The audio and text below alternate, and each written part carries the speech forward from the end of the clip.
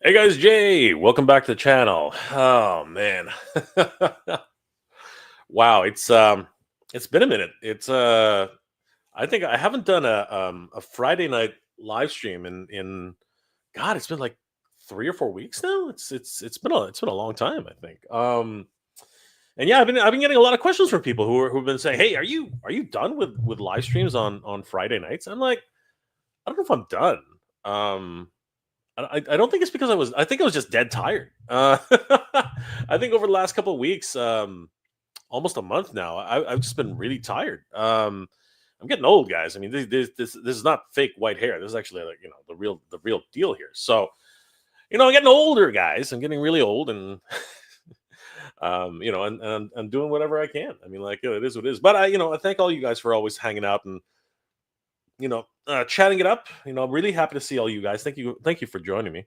It's always a pleasure. And you know what? I really should thank everybody first of all, and I should always do this. I should do this more often. Thank you guys for subscribing to the channel, watching the channel. If it wasn't for you guys, the community here at Mega J Retro, there would be no channel, right? And I sort of I did want to sort of recollect, you know what I mean, and sort of remember what's happening over the past. God, is it like 7 years now? It's pretty crazy. Actually, it's longer than that, really. If I really press myself, it's actually real long. It's more like 10 years now. But actively, I think it's only been five. I think it's only been about 5 or 6 years since I've been really active. 7 years if I really count. When I was doing this on and off. You know what I mean? Like the anime reviews, the cartoon reviews, things like that. Yeah, it's been quite the rocky road. But it's always fun, to look back a little bit and remember. And I also wanted to talk about the fact that I think somebody, I don't know, I think somebody made a mistake at Toylanta. They put my face up on the website somehow. I don't know what happened there. Um, I think somebody made a mistake. I'm gonna have to talk to somebody at they definitely got. Why would anybody want to invite me to a convention? It's just so weird. It's a weird situation. I'm kidding, of course. But yeah, I want to thank Toylanta for the invitation. It's gonna be fun. Like I was at the last Power-Con before they took a little bit of a break. So it's gonna be great to go back to Toylanta slash Power-Con slash Power Up Toylanta. It's going to be a lot of fun to be there. I'm going to be going with Danny, of course, Danny Green, and my good friends Carlos of the Badass Reviews and JP over at Thundercast Classics. It's going to be a lot of fun. But yeah, I still think I don't know. I think it's a mistake. I don't know who thought it was a good idea to invite me. I'll probably screw it up. I probably will. I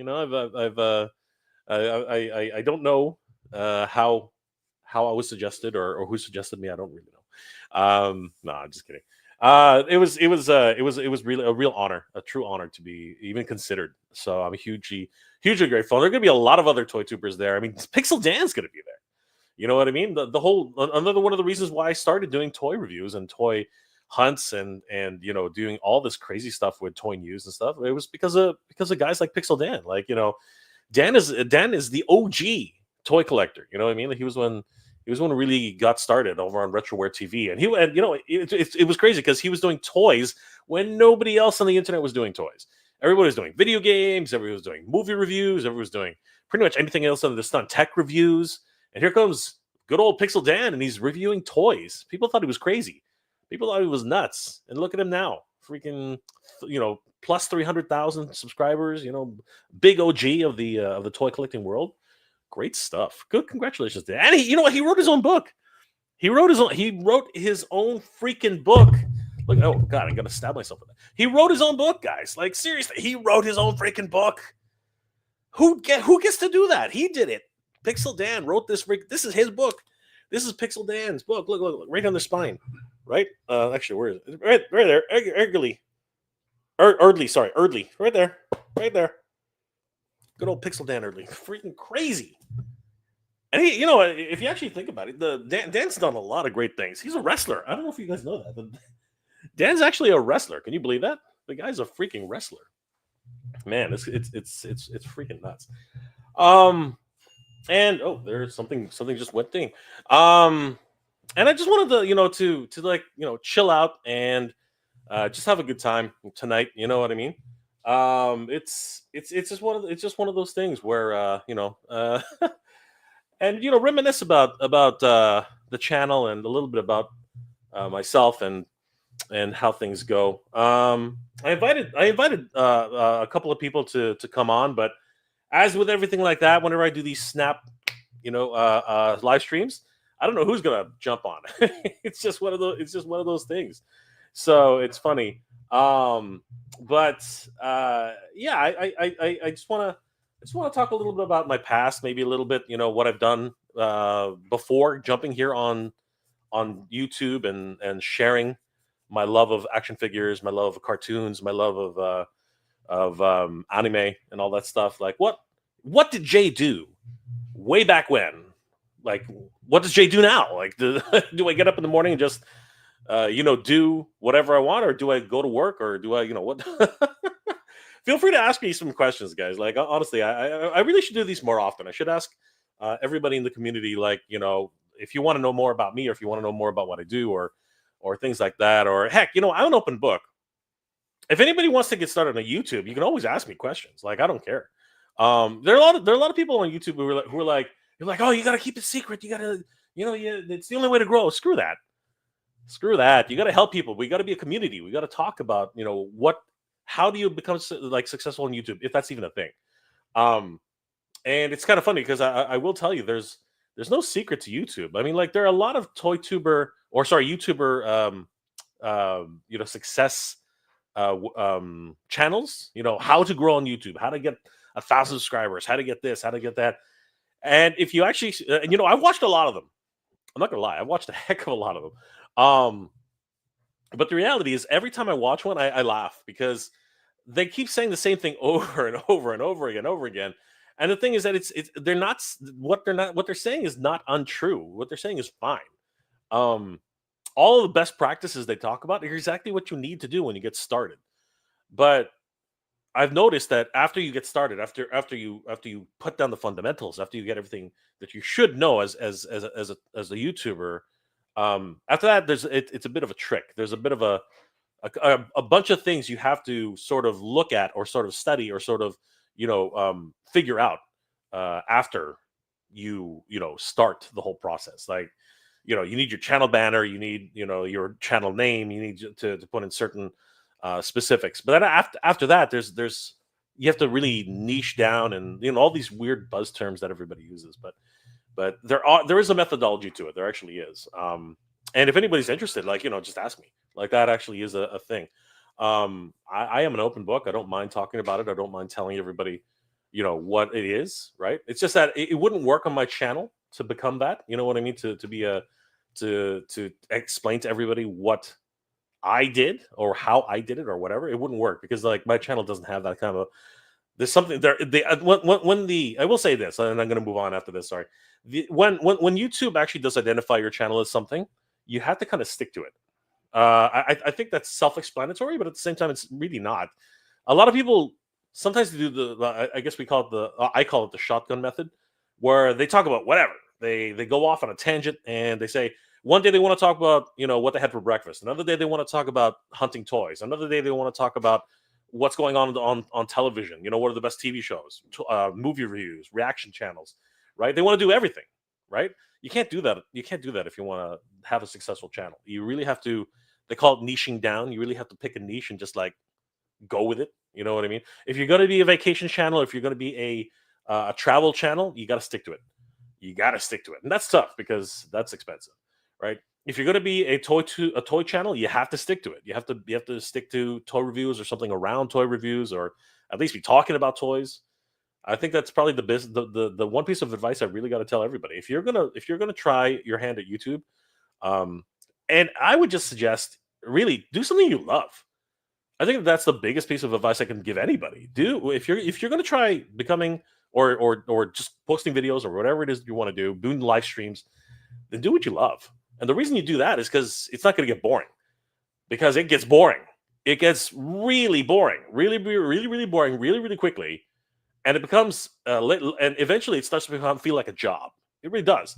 So it's always better if you enjoy what you're doing and love what you're doing, because then it doesn't feel that bad. It feels actually pretty good. Yeah. So I don't want to take this whole thing and become a toy tuber talk or your YouTuber talk or whatever the heck I'm doing. I'm just rambling right now. I really have no plan for what I'm going to be talking about tonight. Usually, I have a whole itinerary of what I'm going to talk about, or at least a basic outline of what I'm going to talk about. No, but today's going to be really chill. I think that guys, keep talking. By all means, like just ask me questions or whatever.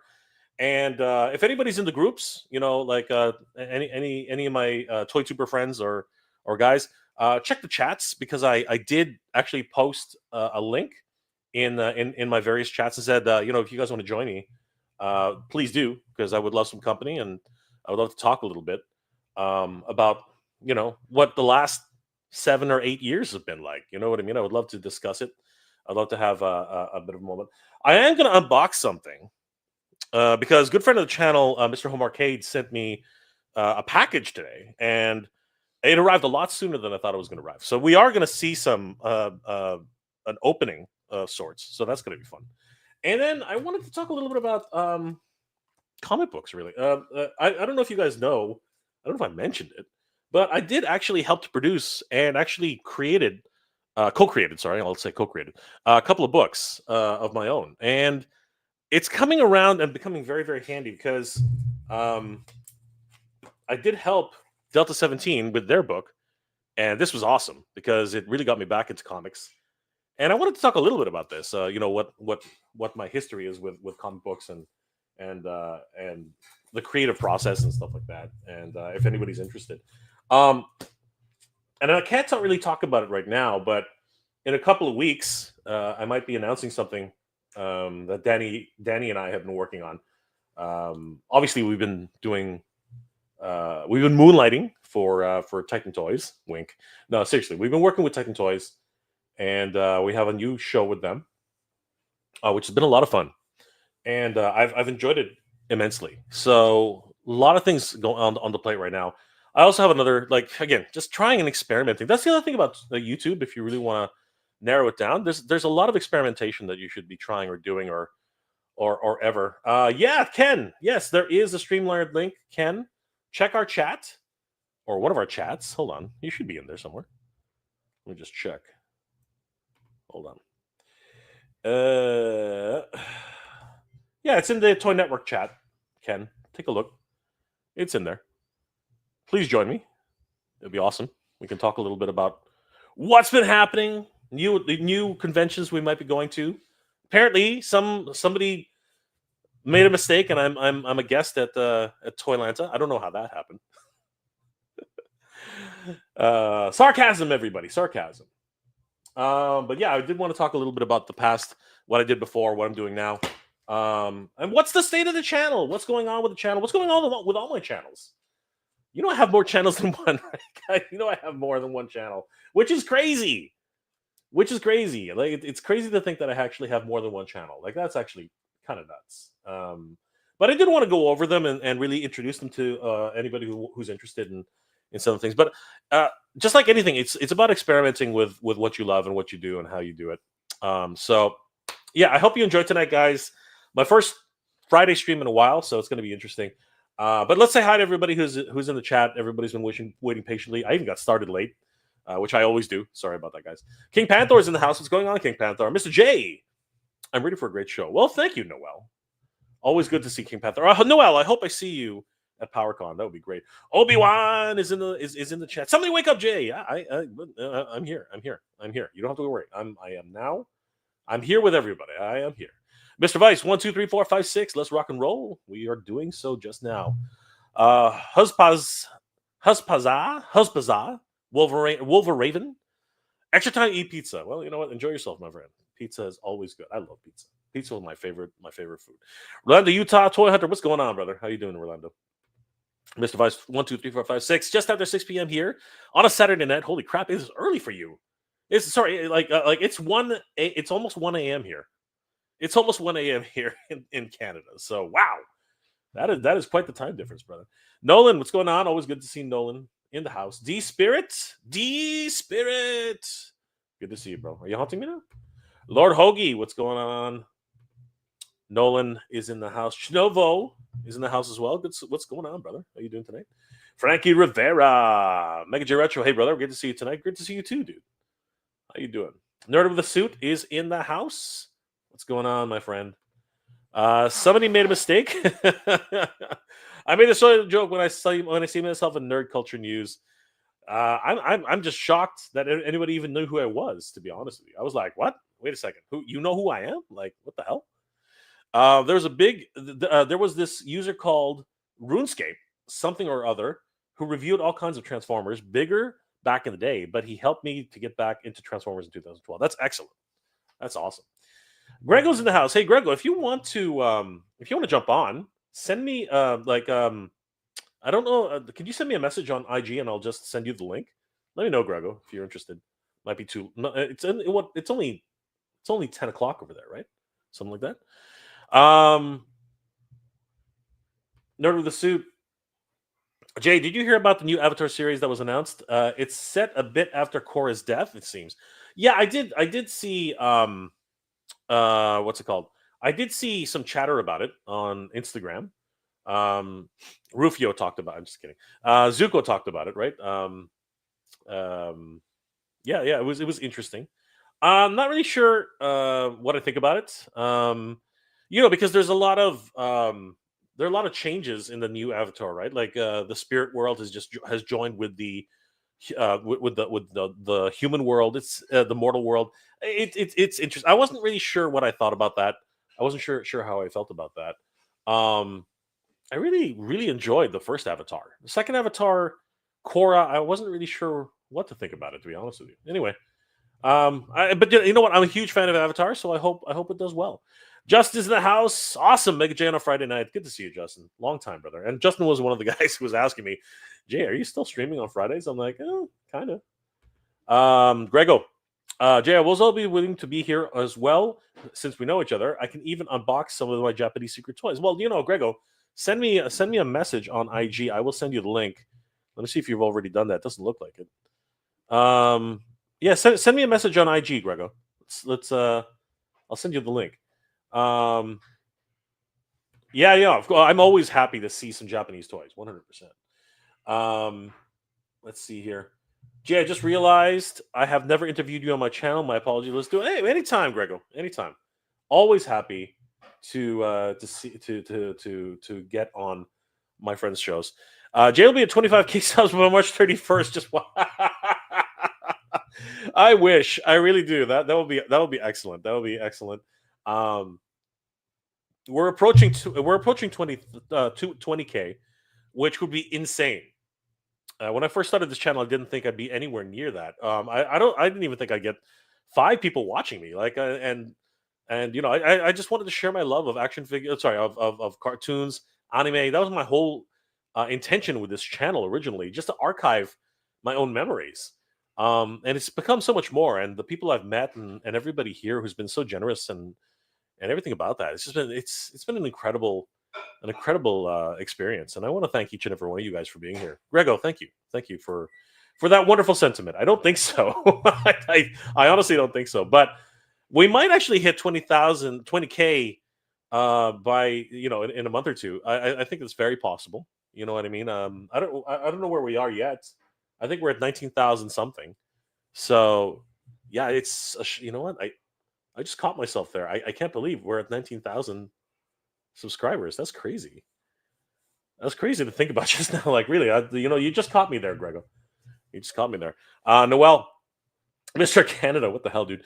Were you able to get Evelyn order? I still wish Mondo could be Toylanta. Mondo could be at Toylanta, and I wish that there was a Mattel Motu Power-Con exclusive. I have it on pre-order. I think Danny helped me out with that because this month has been really weird for me. But I want to give a huge shout out to Danny and of course Titan Toys. Huge hookup with them. And if you guys had an opportunity, I hope everybody picked up their Evelyn. Toys are getting expensive, man. Toys are getting really expensive. Mondo, unfortunately, I don't think was able to. Power-Con Toylanta. It was such I think the whole process was very, very fast. I don't think they expected.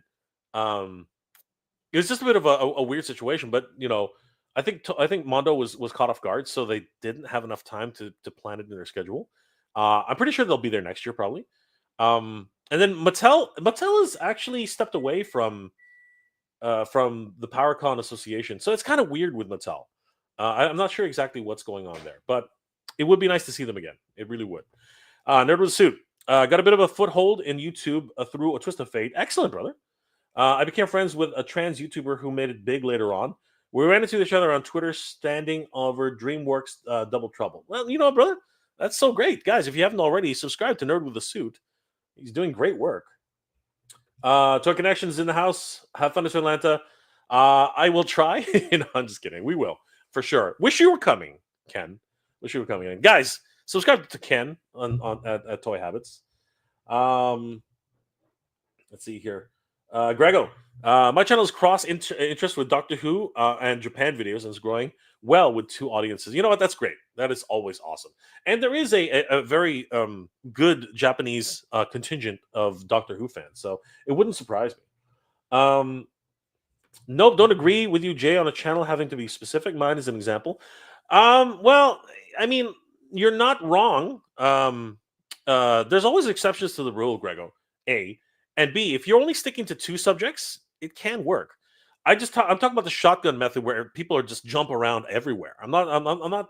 There's exceptions to every rule, but some people just are not focused and they just keep jumping around to different things, like whether they do reviews or whether they do news or whether they do this and that. And when you start doing that, the algorithm has a hard time identifying, what your channel is all about. So but you're right. Do something that you love. That is 100% correct. Exactly. That is exactly what it is. Do exactly 100 what you love. Ken, I always want to separate my toy stuff from the wrestling history. You know what? That's probably a good idea. But there are toys in wrestling. Wrestling toys are a big thing, so it can work. There's always a way to make things like Grego said. There are always ways to make things happen. Obi-Wan, but why do you have 2 channels of the same content? Does that help somehow? So I have 2 channels, right? But they're very specific, actually, when you really think about it. One is a hunting channel, which is where I go around and I, search for toys. That actually is a niche all in of itself. And the other one is toy news, right? That's very specific. Those are 2 very specific niches. Believe it or not, they're related, but they are very, very different, actually. And I actually am, it's an example. It actually is an example of how I successfully separated the 2 channels, which was, I didn't even think it was possible, honestly, but it happened. I don't know how I did it, but I was able to get it done. I was surprised. I was shocked, really. I was shocked that it actually worked.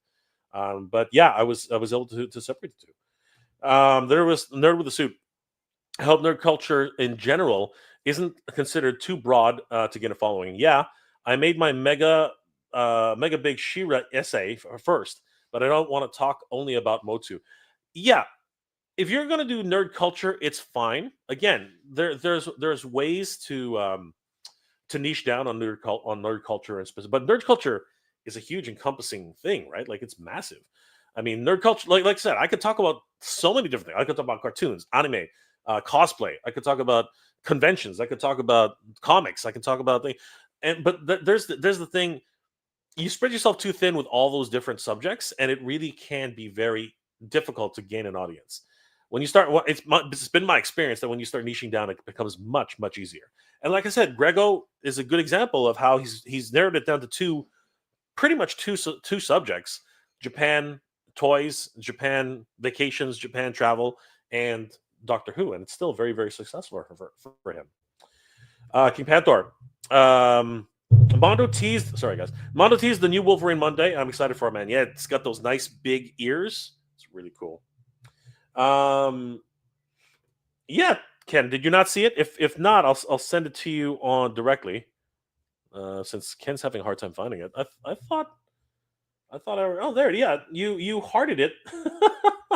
It's right there. Look on the Toy Network, Ken. If you want, well, I'll send it to you directly. Might be easier that way. No, there he is. Speak of the devil, there he is. There's Mr. Toy Connection himself. What's going on, Ken? It's like old times. Hey, it's like, what is it? Is it summer of 2022 again? All of a sudden we're hanging out like this?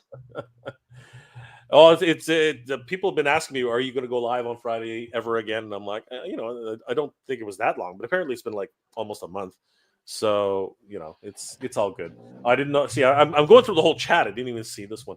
How you doing, Ken? Everything good? Yeah, I missed the last 10 or so minutes, but you were going on earlier about like direction of the channel, and I think you were alluding at something about Toylanta making some jokes, and then I missed a little bit. Yeah, I'm gonna send Gregor the link. Sure. Yeah. Yeah. Yeah. Just it's been a while. I mean, back in 2022, I used to come on all the time, and then something changed with my son's schedule where he's got a thing on Friday nights, and then I got into this routine where I was putting him to bed all the time. And then I realized you're old enough to go to bed on your own right now. You don't need this. So I told him tonight, I'm like, you're going to bed on your own. And I got the usual, oh, come on. And then,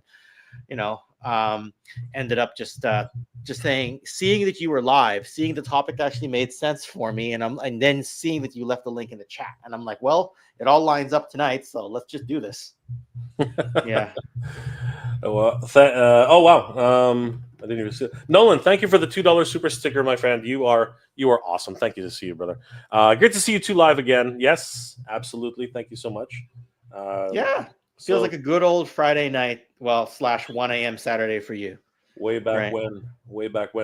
But how have things been otherwise? How's Delta 17? How are things progressing with? That's what I forgot to grab is the weapons pack upstairs. Well, you know what? I saw you posted that. Yeah, I mean, I did take a picture on my phone, so it's not the same. But if you look at the Delta 17 Facebook, I'll just hold it up cheekishly to the camera here, because I saw you talking about our comic earlier. So there's the weapons pack 1A. Good. It'll be 12 items. So it'll debut at Joe Fest. Tentative price unless something changes. We are looking at $7 depending on tariffs, right? So it'll be $7 a pack. If tariffs don't treat us well, it might be 8. I don't know, right? So that's how it's going to be. Production is currently is Chinese New Year over yet? I should know this. I really should just walk over and ask my wife if Chinese New Year's over yet. But production will be going on, and then sometime in the mid-spring, they'll ship the weapons pack, the Joe Fest exclusive 2-pack, and both versions of the Hailstorm tanks. And it should arrive in North America well before Joe Fest. And this time, a huge chunk of it is going to go to the U.S. fulfillment center directly. So unlike last year where there was a big layover between us being able to get our Joe Fest exclusive over to the U.S. fulfillment center, this time it won't be that big of a layover, because last time Steve got them all, brought them to Joe Fest, and it was like 2 or 3 months before he got them to the U.S. fulfillment center. This time he's splitting the shipment. A small amount's coming to Canada directly to him, but the bulk of it's going to go to New Jersey. So there shouldn't be as big of a hangover if you missed Joe Fest, because last year the Red Okami debuted in June, and the question I got every day for 90 days until Steve finally got it to the fulfillment center is, when are these going to show up online to be bought? And I had said the same thing, whenever we can. So that won't be the case this time. Okay. Well, I'm glad to hear it, because obviously, even with Joe Fest, he had to truck the entire inventory all the way over himself. So yeah, and he might still do that. But what we're going to do is to try to avoid some border stuff. He might either take the long drive all the way east to New Jersey to pick it up and then go to Joe Fest, or we're going to try to combine shipment with somebody and have it shipped to Joe Fest. So that's the plan. Yeah. And before we get too far, since I know you don't have a topic tonight, I picked this up a few days ago. Picked it up last Saturday. That's crazy. The Japanese color Ultra Magnus there. And he came with a separate like buggy character on his own, which they stripped away for the G1. So this is the Diaclone pre-Ultra Magnus. Before they called him Ultra Magnus, he was called Diaclone Powered Convoy. I have the Italian release, hence the round rubber missiles. Like if you notice, the missiles aren't the same as the G1. They don't want kids to shoot their eyes out. But in Japan, they did the regular style missiles. So yep. Yeah. So 100%. Yeah, it's one of my grails right here that I just picked up. Congratulations, man. That is really, really cool. Let's see here. Nerve of the Suit.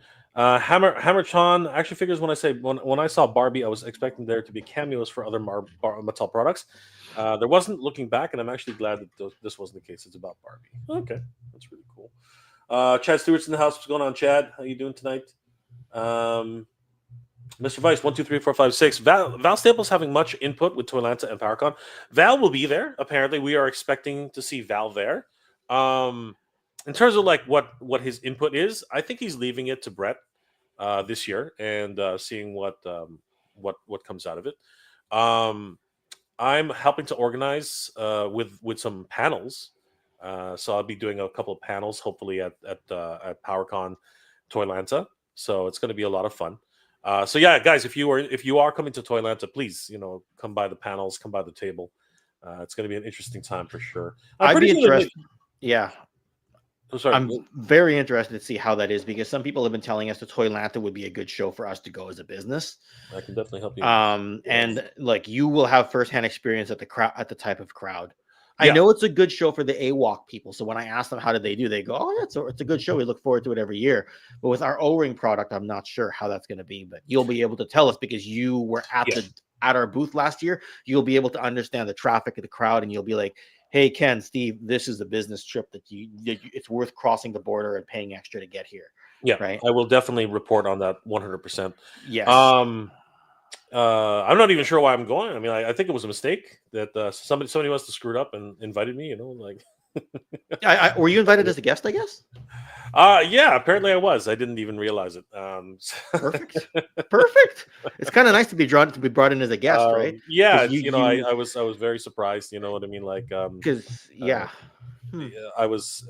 It's one of those things where one day all of a sudden you just get a notice on your IG and it's like, hey. Apparently they're inviting you. I was like, what the hell? No, I'm just kidding. No, they approached me and I was Brett was like, we'd love to have you. I'm like, oh, dude, I was coming anyway. So you know what? It's always cool to be invited. You know what I mean? I really appreciate it. And we might talk a little bit about some of the comic work that I've done in the past. Vonner's going to be a guest of honor there. So that's David Vonner. It's good. That is freaking amazing. Like I wanna chew his ear off for a little bit, see how he obviously he's going to do his own thing. So but I definitely would love to talk to Vonner. Very excited about that. And of course they have an amazing exclusive. Yes. From the Four Horsemen. My God, this thing looks freaking insane. So yeah, the ATL 25 action figure. This guy's looking pretty sick.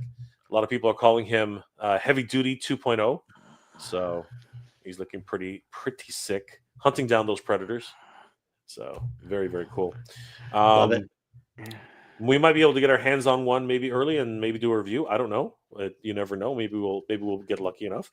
A lot of other great guests coming to Toylanta, including 9 to 5 Warriors. These guys are gonna be there, so that's a lot of fun. Savage Crucible is gonna be there. Oh, nice. Yep, so nice. Good. Of course. The Four Horsemen are going to definitely be there. Same thing. Carson's going to be there. Oh, yeah. This is Trevor, but yeah, that's Trevor. Yeah, Trevor's coming. Yeah. Yeah. So, no, I like Trevor. He's going to definitely be there. And Carson. Our Carson. Right? I did not realize he was. That makes sense though. Yeah, he's really good friends with Brett. Yes. So it's going to be good. So he's moved Operation Recall into the same factory that Delta 17 is being made. Nice. So. Good stuff. Things are coming along smoothly, is my understanding, right? Yeah. And of course, the Sarge is coming. Yes, it's going to be fun. Definitely excited to see him. And of course, the AWOC Animal Warriors of the Kingdom. Yes, it's going to be good to see Jason and the guys again. It's going to be a lot of fun. A lot of great guests and a lot of great companies. And you know what? There are a lot of great celebrities who are coming too. If you're a Turtles fan, Ernie Reyes Jr. and Paige Turco. I mean, April O'Neil, and what was his name again? His name was Kino. That's right, Kino. Yeah, April O'Neil, Kino. Always good to see that. And of course, he did play. I believe it was Raphael, or was it Michelangelo? Anyway, Ernie Reyes was the choreographer for that. And of course, Newt and Johnny are going to be there for cosplay. Robo is going to be there this year. Always good cool. To see Robo. Yep. And of course, the indomitable, the great. Oh, we'll start with Shot of His Prime. Shot of His Prime is coming. Good old Russ. I just saw that Michael Charles Hill is also a guest. That's cool. Michael Charles Hill. Just one up. Yeah, there he is. Michael Charles Hill That's cool. Yeah, Right. always huge Transformers and GI Joe. G.I. Joe guy, yeah. Of Yeah. course. And even Joshua Skye, the writer for many of the mini comics, he's definitely going to be there. you know what? I just saw Steve Cardenas is going too. Yep, The red. Steve is going to be there. So if you're into Power Rangers, Oh, now I want to go. People don't know this because I don't talk about it much on the channel. I'm a huge Power Rangers fan, dude, I love Power Rangers. and I would have loved to meet Steve Cardenas. Yep. Right. Well, he comes to Toronto often. So does he good stuff? Yeah. Next time he's in town, I'll let you know. Well, Because he does actually come quite often. And then of course we do have the great Pixel Dan. Dan's coming. Which I'm sad. I just messaged him the other day to ask if he'll be at Joe Fest, and he said he has to be in Europe at that time, so he's not going to be there. I'm like, that's unfortunate. We're not. I mean, you'll see him, which is great. Like you'll see him once this year, but I won't. Right? Well, you never know. He might be at other events, so it might happen eventually. Yeah, I mean, it's up to me to get down there. It's not, I can't expect everyone just to go to the events I'm going to, right? Yeah, because at some point I gotta be like, okay, I'm just gonna, because you will now have been to Toylanta once this is done, Legion's Con, and Joe Fest and Power-Con. Grego, what's going on? Oh, hey, Jay. Can you guys hear me? Yeah, brother, I can hear you just fine. Okay, awesome. Jay, thanks for having me on. Yeah, the lighting is not. Sorry, I didn't notice you. It's already 15 minutes past. So. Oh no! I just connected. I just now got my camera connected. I tried to connect with a 4K camera, and it only let me do HD. And then I've got the bone conduction mic here. But man, what is going on? The last time you and I were on a panel together, I think was when I was either at Mount Fuji or no, that was it. You were freezing your butt off on like. Oh, okay, yeah, it was at Mount Fuji, and it was so cold. I was up on top of a rooftop. But hey, listen, man, congratulations on how your show is going. I absolutely am loving this. And when it comes to converting an older toy collector into a new toy collector, you're doing a really good job. And your unboxing video was absolutely joyful. That the unboxing video of the Greg, we lost you. Hold on. No, his mic went to mute all of a sudden. You might be able to unmute him directly, Jay. No, I can't. Oh yes, Grego, you're on mute. You're on mute. Can you unmute yourself? Actually, I think you might have disconnected your mic by accident. I don't know. Oh, so then it just says he has no mic. I see. Yeah.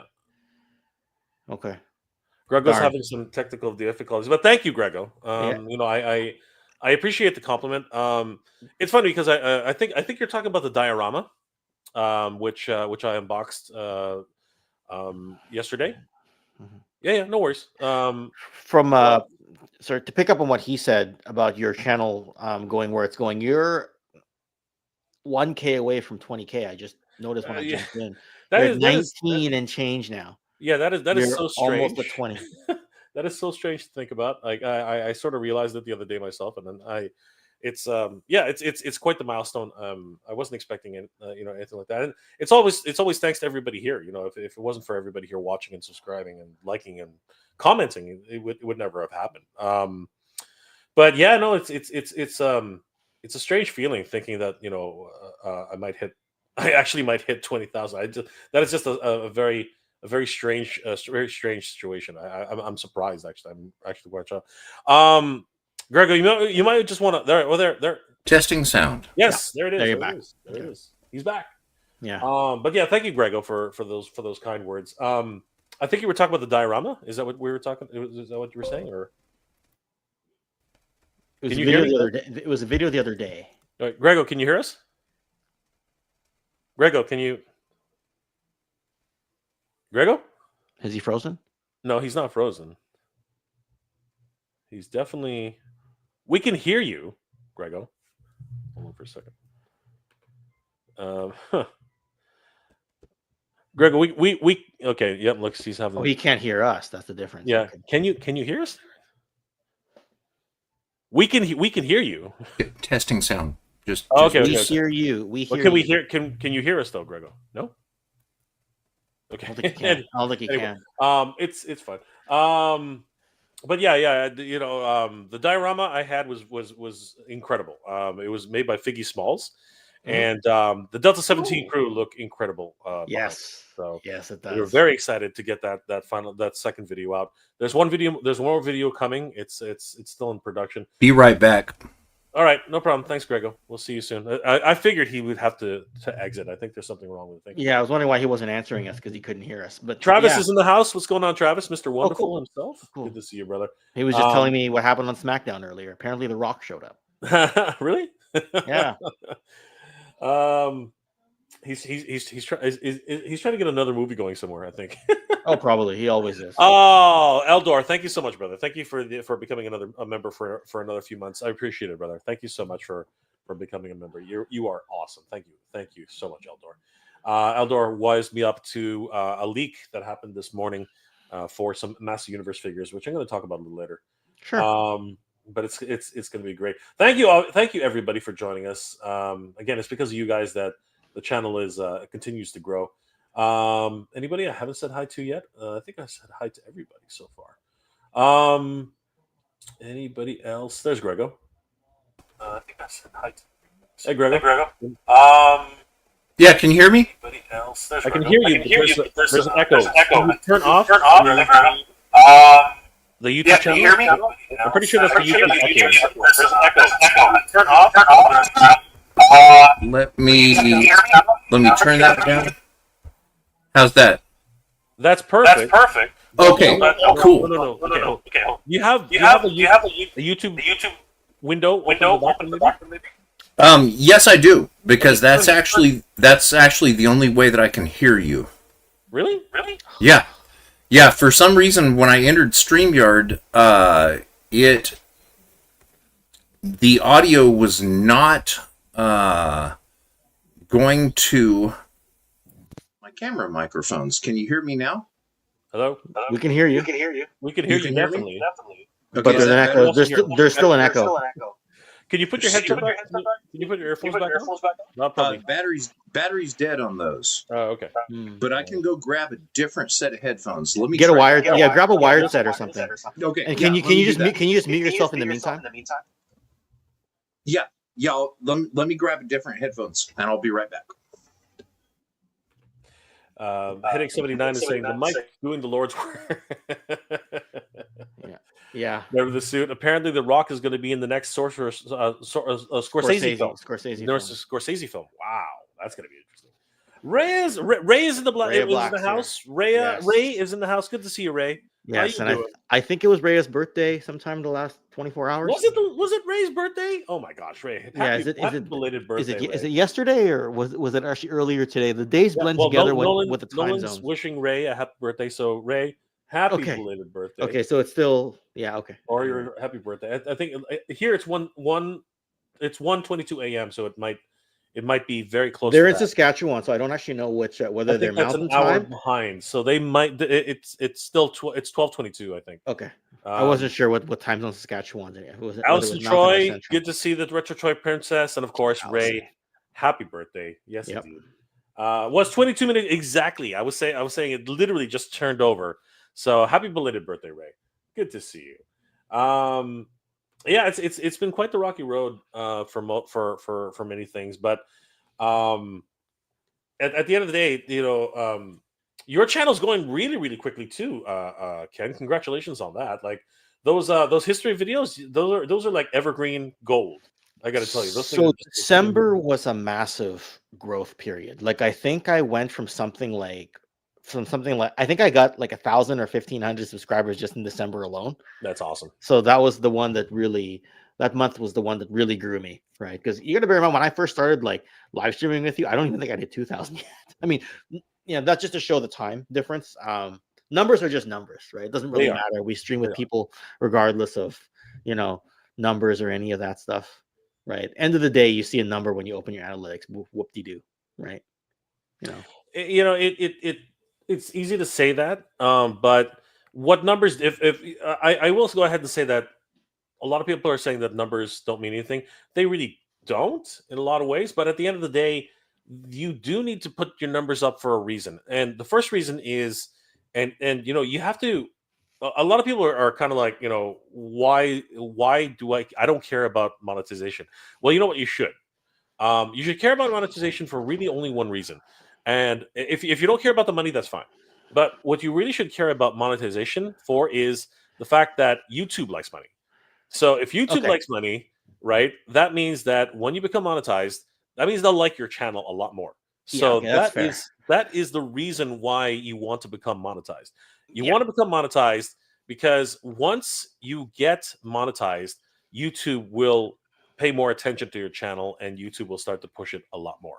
That is just numbers, right? That's actually just the way it is. It's So good validation in the way that like a belt in martial arts is, good validation, sure. but you want it to be indicative of the entertainment level of your channel, right? Like you don't want to wear a black belt, but everybody wipes the floor with you. You know what I mean? If that makes sense. Sorry, I just got through watching Cobra Kai, so I'm all about it right now. Ken remains humble even though he's out of control. I try. This is true. Yeah, but thank you for joining me on the history of Robotech. That video was done well. I really love that. Like anything to do with anime, I would 100%, of course, jump back on.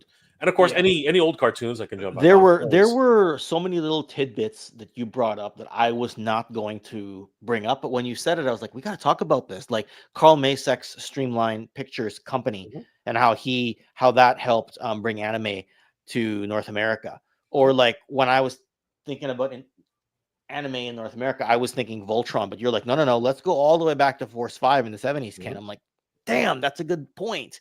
So you kind of expanded the scope of the video, but you did it seamlessly to the point I could work with it. Yeah, That collaboration is one of the ones I'm really proud of. yeah. We didn't go far back.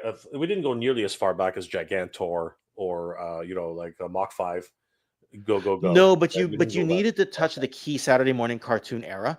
And Yeah. if I started with Voltron, it would have been 84. But with Force 5, you get a few years earlier. Yeah. So you capture a wider range of the audience, even though you're right, we could have gotten further back if we wanted Yeah, to. for sure. Right.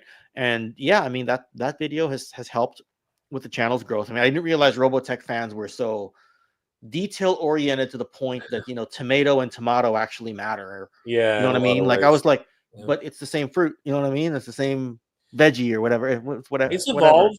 It's evolved over time. Even the anime acceptance has evolved. You know what I mean? Like Yeah.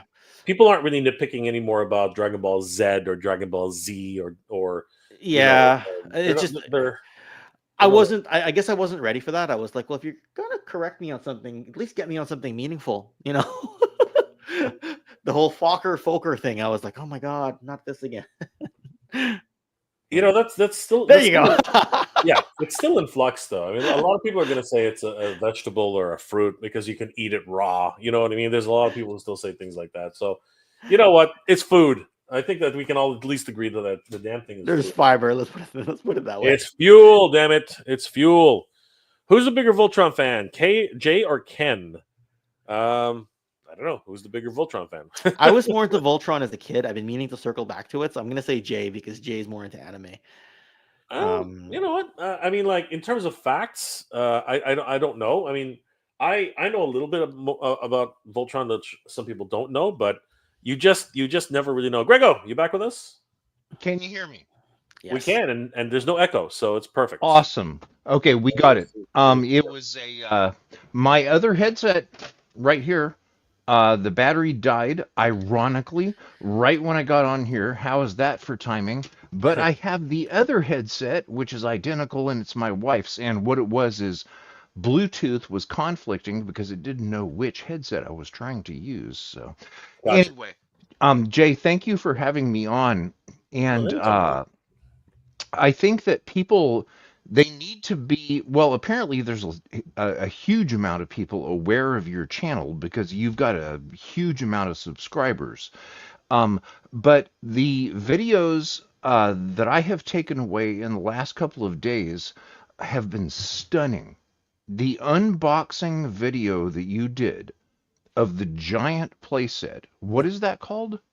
Well, it's not a technically it's not a playset. It is a diorama by Figgy Smalls, and it doesn't really have a name. What? Well, it sort of does, but it's a New York alleyway. That's the Okay, okay, that's the second one I was talking about. That right there, to me, it brought out my inner collector because it looked like something that would be absolutely excellent for an HO scale train layout. And trains, I am totally into, man. And there are some train layouts here in the San Francisco Bay Area which are absolutely remarkable. And that setup that you showed, maybe you could show a link to what I'm talking about here. That setup that you showed was one of the most detailed uh, sets that I've ever seen. And when I saw that, it immediately gave me ideas for what to do with that. Um, and then the other video that you just did recently, what was the giant layout with the cat head? I'm sorry, I just can't remember Oh, the the name. Thundercats lair. that's the Yeah, Thundercats yeah, the cat. Thundercats Super lair. Super My 7. God. Wow. My God, man. You just what you did in that video, and I tweeted this out and showed it to a bunch of people, is you revealed the real joy in opening something like that because you can't fake that. That was so real and honest and good. And you've released two of the best videos in the last week that I've seen on YouTube in the last year. So you're doing things right. Um, Thank you, Grego. I appreciate that. My pleasure. You know, I don't know. Ken. I think Ken can attest to this. At the end of the day, where it's toys are. How can I say this properly? Um, it's great to be able to recapture our youthful memories. I can Unfortunately, we can never go back. I really would like to, but they get as fleeting as it is. As fleeting as it is, it's always great to get that shiny new toy. But what's really great about it is the appreciation we have now for our toys. I think is much more is much more appreciative now than it was when we were kids. When we were kids, of course we loved our toys. We played them every day, but we really didn't cherish them. I think we just sort of did whatever we wanted to them. I remember bringing one of my favorite robot toys. It was a. I remember I bought it at a Chinese mall, and I loved the hell out of it. But as a kid, I brought it to school, and I just started playing with it in the snow, and I lost it in the snow. I literally lost it in Ah, the snow. yeah, Like, yeah, it was gone. Like yeah. either somebody stole it when I wasn't looking, or I literally had buried it and forgotten where it was. I mean, like that's the kind of thing that happens when you're a kid. Look, when I was 3 or Yeah. 4, I had a vintage Bumblebee Transformer, right? And I saw Cliff Jumper in the cartoon, and I took a red marker and made the whole thing red. And then I was like, oh wait, I can't make it yellow again now that I made it red. And it was decades before I got a proper Bumblebee again in the collection. So Yeah. This is the thing as kids, but you know what? One thing I will say is that um, the imagination that toys granted us is incredible. You know what I mean? It I is. really It is. I don't wanna like pigeonhole myself into this, but I do feel that it's a shame that kids no longer play with toys after a certain age group. It is a shame because I really do think that technology has created an age out process, yep, which is unfortunate. It yep. really is. Um, I really do feel that kids should still be able to play with toys until 10, 12. And in some of our cases, we were playing toys and we never stopped. Yeah. You know what I mean? I don't think that there's a stigma against it necessarily, like it was with us. With us, there actually was a stigma associated with playing with toys after 12, or even after 8. There was, well, Yeah, 12 was my cutoff. Like when yeah, Power but Rangers came out, I was 11. By 12, people were like, they're on that borderline of more sports girls by yeah. 13. Yeah, I mean, my kid's 9. He still plays with Lego, Yeah. right? He still likes rolling his tanks around and things like that, but not as much. If he gets time on his Nintendo Switch, he'll go there first, right? Yeah. And then when he's had enough screen time, or when we cut off his screen time, he's back to his Legos. Yeah, Right. and, And that's the real shame of it. Go ahead, Greg. thank you, Jay. Something to include the passage of time. When we were playing with our Star Wars guys back in the 80s, we didn't have the internet, and there was a limited amount of entertainment on television. So playtime to us actually included real physical toys, probably more than it would these days, where younger people will have online entertainment and unfortunately really short attention spans. And when we used to play with our Star Wars guys and our Star Wars collections, it was one of the things that we did primarily during the day to play instead of actually watching play on television, if that makes any sense. No, it makes sense. That definitely Yeah, makes sense. yeah. You know what? We grew up in a very different time. You know what I mean? Like, we grew Yeah, up in a time. I think I'm a lot older than you. Well, okay. Well, if you're gonna throw Yeah. that out, Grego, how old are Well, you? I'm almost 60. Oh. So, Yeah. Well, not considerably older, but yes, oh wow. Wow. you are definitely older Okay. than we are, for Yeah. sure. Yeah, but Okay. definitely, we're catching up, Grego. You want to fight about this? We're catching up. Okay. Yeah, you're gonna I'll keep stay in my lane catching on up this one. because time doesn't stop. Well, those are the scales of time, there, Grego. Those are the That's scales it. of You time. cannot escape aging.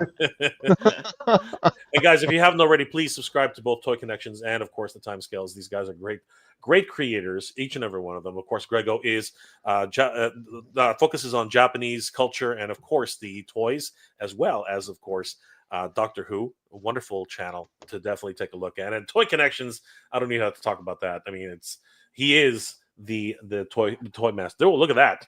Look at that, Tomica, Oh no. beautiful. Oh no. If it's time for a reveal, Jay, I'll do it, man. Go for Because it. I've got a box opener Whoa, right geez, here. careful with that. Careful with Okay. that. Watch yourself. Jeez Louise, you scared the hell out of me. And so, go ahead, Grego. Like, by all means. Oh, Lamborghini, nice. So does it fit inside, or is it two, or just the one? I don't know. I've You don't never know. opened them, man. Yeah, I've Never been opened waiting. I've been waiting for Spill the Geek Tea with Reverend Amagon to do the next episode of the Toy Crew. So I've got some of these saved up that I brought back from Japan to do that. But apparently, that show is so backed up with so many great ideas that I don't know when one is coming up. So these have been sitting on my desk, and it's been killing me, man. I've wanted to open these. Matter of fact, there was a video streamed on my channel today of the store where I actually bought this DeLorean. Okay. Nice. And I haven't opened it yet. So it's going to be up to you guys. And why don't you take a vote in your chat also? Let's find out what people want me to upload. The Tomica Back to the Future 3 DeLorean, or this, and this is kind of my holy grail. I'm hoping people don't vote on this because I kind of want to save the opening. why It's are it's you it's throwing a it up there? for fairness, man. It's a Lamborghini Countach 25th anniversary I'm edition. pretty sure And there are a from whole bunch of other toys you have that you could. You should oh just. yeah, I have some more. I have some more. All right. But these are the two up for votes. So throw it into your chat. Let the chat decide, and you be the judge. And I Oh, will open. I will open one of these right now. So maybe give it what I'm 10 gonna go. minutes or something. I'm gonna go ahead and say, please don't vote for the Lamborghini guys. Just vote for the freaking DeLorean. Oh yeah, yeah. And as soon as you say that, they're all gonna vote for the. I'm gonna go Lamborghini. DeLorean. I'm gonna go I'm DeLorean. Yeah. gonna say DeLorean. Okay, we got So, one vote we for got one DeLorean. vote. Okay, You got 2 votes. Jay, for So DeLorean. while Jay, we're you keep track of votes, okay? while we're keeping track, Grego, since you like mentioned the age group thing earlier, did you grow up with like the 60s and 70s GI Joe then with the 12-inch line? Oh at yeah. all? Yeah. Yeah, we did, and we had the Stretch Armstrong and all of that, Yeah. and we finally got to the point where we decided, hey, let's see how far Stretch Armstrong can stretch, and Right. Yeah. ripped it open and found out that there's green gel inside. So And it's then- hard to see, but do you recognize the 64 Action Soldier, the tall one there in the middle shelf? Oh, there you go. Yeah. Zoom in a bit. I got to push the camera forward, so. Okay. It's the one in the middle. Yeah. No, because I was more of a Star Wars action figure collector. That's all good. Yeah. I like Star Wars. I mean, there's Wow, a bit of man, Star you've Wars over got there. You've There's some Star Wars got over there. A shelf. Oh my God. Look Yeah. at that. Yeah. Oh my God. Yeah. What?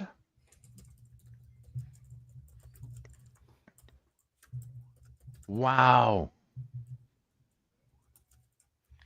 So I got a couple of Wow. things to share. Wow. Wicked. No, with our Star Wars guys, and this was actually covered on a on a YouTube stream. I don't remember if Jay was on there or not, but what ended up happening is we, with our Star Wars guys, at our ages, at some point we wanted to impress the girls, and we were putting the Star Wars guys on what are called berms, which is a dirt levee Yep. out in the California agricultural areas. Yep, I know the brand And is. we were playing Star Wars there, exactly like George Lucas used to do when he created his own movies with his own homemade action figures in Modesto, California, before Star Wars. And we would set up our Star Wars guys, and one day we decided to just start shooting them with pellet guns just to see if we could blow the heads off. So that actually, it was target practice, and we thought it would impress the girls. Did it impress the girls? I don't think so. But we ended up, that was pretty much the end of my Star Wars action figure collection, because then along came the period of life of being focused on girls and cars and what have you. But I'll tell you what, one thing that has always been there and has never gone away is the imagination of train sets, from Lionel to HO scale. And one of Jay's videos that he did yesterday just totally got my attention. I'm like, oh yes, this is great, because what he showed with that background setup of that alleyway is something that could be perfect for a model train layout. So I can definitely see something along those lines for sure. Did you expect that kind of No, input? I'll be well. It's funny how, but it is gigantic. So it would have to be a rather large Tomica set. I think it would have to be one of the larger ones, right? It would have to be to scale, yes. Yeah. Well, maybe not. You can fudge it, right? You can definitely fudge Yeah. it, but it definitely would be. It would have to be like a very like the caboose would like be gigantic, right? Yeah. I wasn't expecting that. No, Gregor. I'll be honest with you. I was not. One thing that struck me of that layout is the newspapers that were stuck to the walls as That was if nice, wind, right? as if wind blown. I detected a flaw in that. They should only be on one side, not two of the walls. So, because that would indicate So fun fact about that, Gregor. You're not wrong. The way I actually had put them together, you're not wrong. But if around, I think it was the midpoint of the video, you actually know that you actually see that it's supposed to actually be a corridor. It's actually supposed to be two buildings with it's supposed to be just an alleyway, an actual inside alleyway. So it could have been like a swirling wind, right? Because you saw the garage door. Exactly. Yeah, the garage door had its own pieces which were stuck to it, right? So yeah, it honestly, but the way you can set it up, you can set it up flat, or you can set it up only one side with just a corner. Again, Figgy Smalls, who created the diorama, excellent work. If anybody's interested, definitely check out Figgy Smalls on Instagram. Check out his store, because I think if you head there, you can find the link. He does some incredible work, and of course, this was courtesy of my good friend Tom of Action Figure Captures. He actually lent us the diorama, and as you see it, it's ginormous. It's freaking huge. Like it, and it's delicate as well. Like it's not so delicate that you blow on it, it's going to fall over, but definitely when you order one of these things, it's not like the Cat's Lair, which is made of plastic and has structural integrity into it. This one's actually just made of foam core, foam insulation and other things, and the artistry behind it is just absolutely incredible. Everything that was put into it, beautiful, but definitely as many toy photographers know, you do have to be very careful and very deliberate. Okay, these. Jay, as so that people will know what we're talking about here, can you give the name of your video of that and possibly put a link to it below once the stream ends? I could definitely, yes, of course, I can add the link to the video. But if anybody is interested, I might as well what I'll do is I'll just throw it up here. So if Oh, anybody that's is even better. yeah, if anybody is interested in the video in question, because Grego so is always about pumping up channels for whatever reason, which I appreciate, but we should be pumping up Grego's channel and of course Ken's channel. But anyway, yeah, if you guys just want to head over to Mega J, if you're interested, if you want to head over to Mega J Retro and you just want to see these videos that Grego's talking about, it's right here. There it is. So pretty simple to find because it just says not a street, because this thing is literally gigantic. Amazing. Yeah, that right there. Amazingly realistic diorama playset unboxing and review. So so guys, if you are interested in this diorama, it is available from Figgy Smalls, wonderful artisan. And of course, what was the other video that caught your attention then, Grego? Just trying to remember. I'm yeah, the Cat's the Lair, right? giant, yes, the Cat's Lair. Cat's Lair. Yeah, because you were so excited, man. I was. Yeah, you talk about spreading excitement virally. That video was so much fun to watch. I was emailing and tweeting people, "Hey, come check this out. This is absolutely great." Yes, right there, and that is a masterpiece of a video right there. I know. I wouldn't have thought of that. So you talk about fun, Jay. That's absolutely awesome. I guess the YouTube algorithm suggested that I watch that. I was already online, and it's like, oh, Mega J Retro is live, and I'm like, okay, let's click and see what he's doing. Since I know you, since we've been on Spill the Geek Tea together, and even though I'm not a huge toy collector, your videos like that, dude, just keep doing that. That rocks. I don't think that can be outdone. It's one of the best videos that I remember seeing on YouTube recently, because you can't fake it, dude. It's obvious that you are joyous about that box opening, and the description on that video right there, I give that one a 10/10. Thank you, Greg. I appreciate it. My pleasure. You know what? It's I've always said it, and Ken knows this, and we all really know it. It's better to, and it's funny because like whenever somebody meets me in real life, they always say the same thing, which shocks the heck out of me.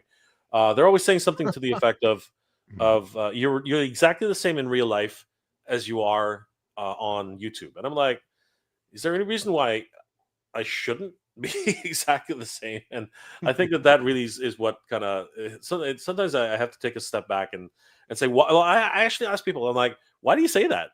And they're like, well, other toy reviewers and other things, you can tell they're not really as into it, or they're not really, it's this. I'm like, really? and I don't know myself. I don't understand where that comes from because I just assume that everyone's being themselves, but apparently there is some people can detect.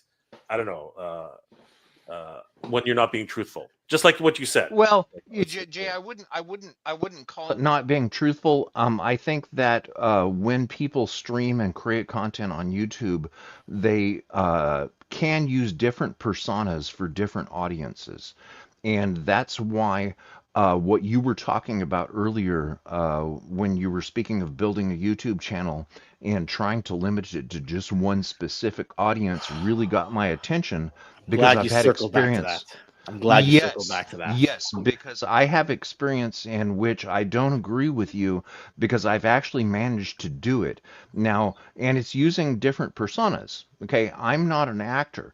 When I started interviewing people in arts and performing arts to start a channel, which was to teach, oh, and here's a spoiler or a reveal right here on your channel for the first time publicly. I started my YouTube channel to teach my daughters how to make a YouTube channel. They wanted to make a Really? YouTube channel, but they were too young. Yeah, I apparently I didn't tell you that before. They're too young, and I said, okay, you know what? Let me make a YouTube channel. And I'm like, what in the hell should I make a YouTube channel about? And I thought, well, I like Doctor Who. Why don't I just start interviewing Doctor Who writers and actors? So I started doing that, and then something else you also touched on, loving what you do. Guess what, man? Every single interview that I did over that 2 year period that was only supposed to be 1 year, I finally found a conclusion about what all of these people have in common. We're talking Broadway music composers, Emmy Award winners, Doctor Who actors, television actors, composers, directors, music writers. All of these people, regardless, stage players, they all have one thing in common, and it's that they love what they do. So you absolutely nailed that. That is absolutely correct. And with my channel, since I had done so many interviews, I actually got tired of doing them. So I decided, you know what, let's just do something different. And we were going to Japan. I thought, you know what, I'll just film a whole bunch of videos in Japan and see how much people will enjoy that on the channel. And what ended up happening is if I look at my stats for the channel, I've got almost 50% viewers of Doctor Who, mainly in the US, Canada, and the UK, and then 50% people in Japan.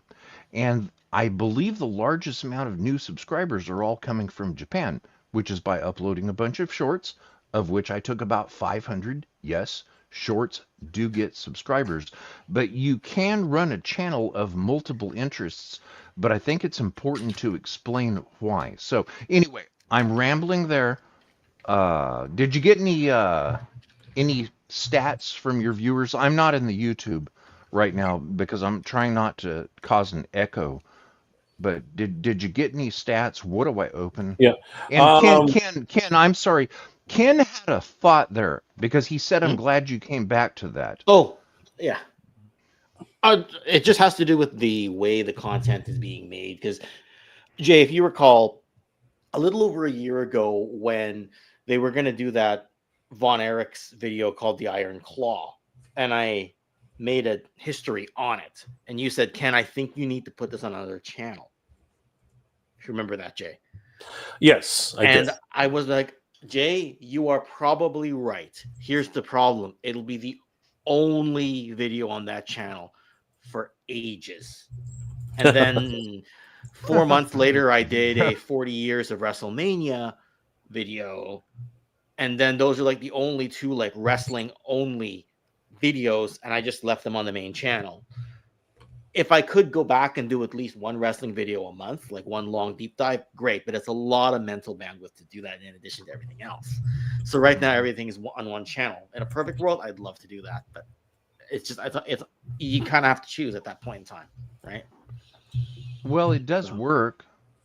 You know, I've seen it work. In fact, yeah. arguably the Japanese subscribers and viewers grew faster and outnumbered they grew faster in just 1 month than what the Doctor Who and interview and arts and performing arts interview people grew in 2 years.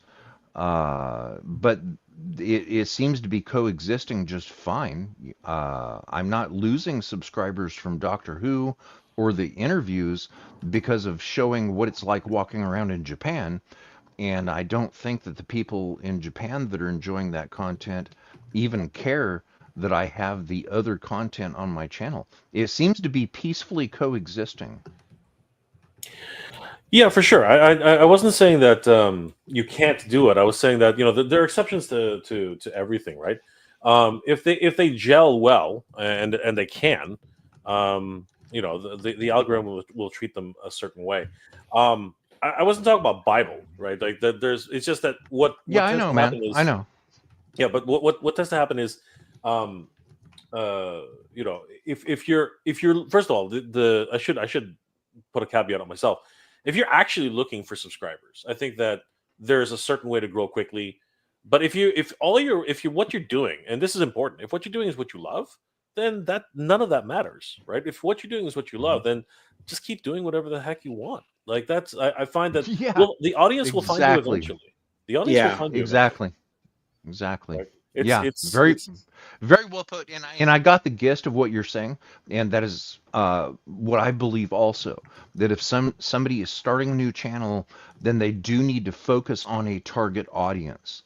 But I think that after they have exhausted doing something that they love, I think it's okay for them to present as themselves. Maybe the value is having just simply the same presenter explaining why is this content different than what you were expecting.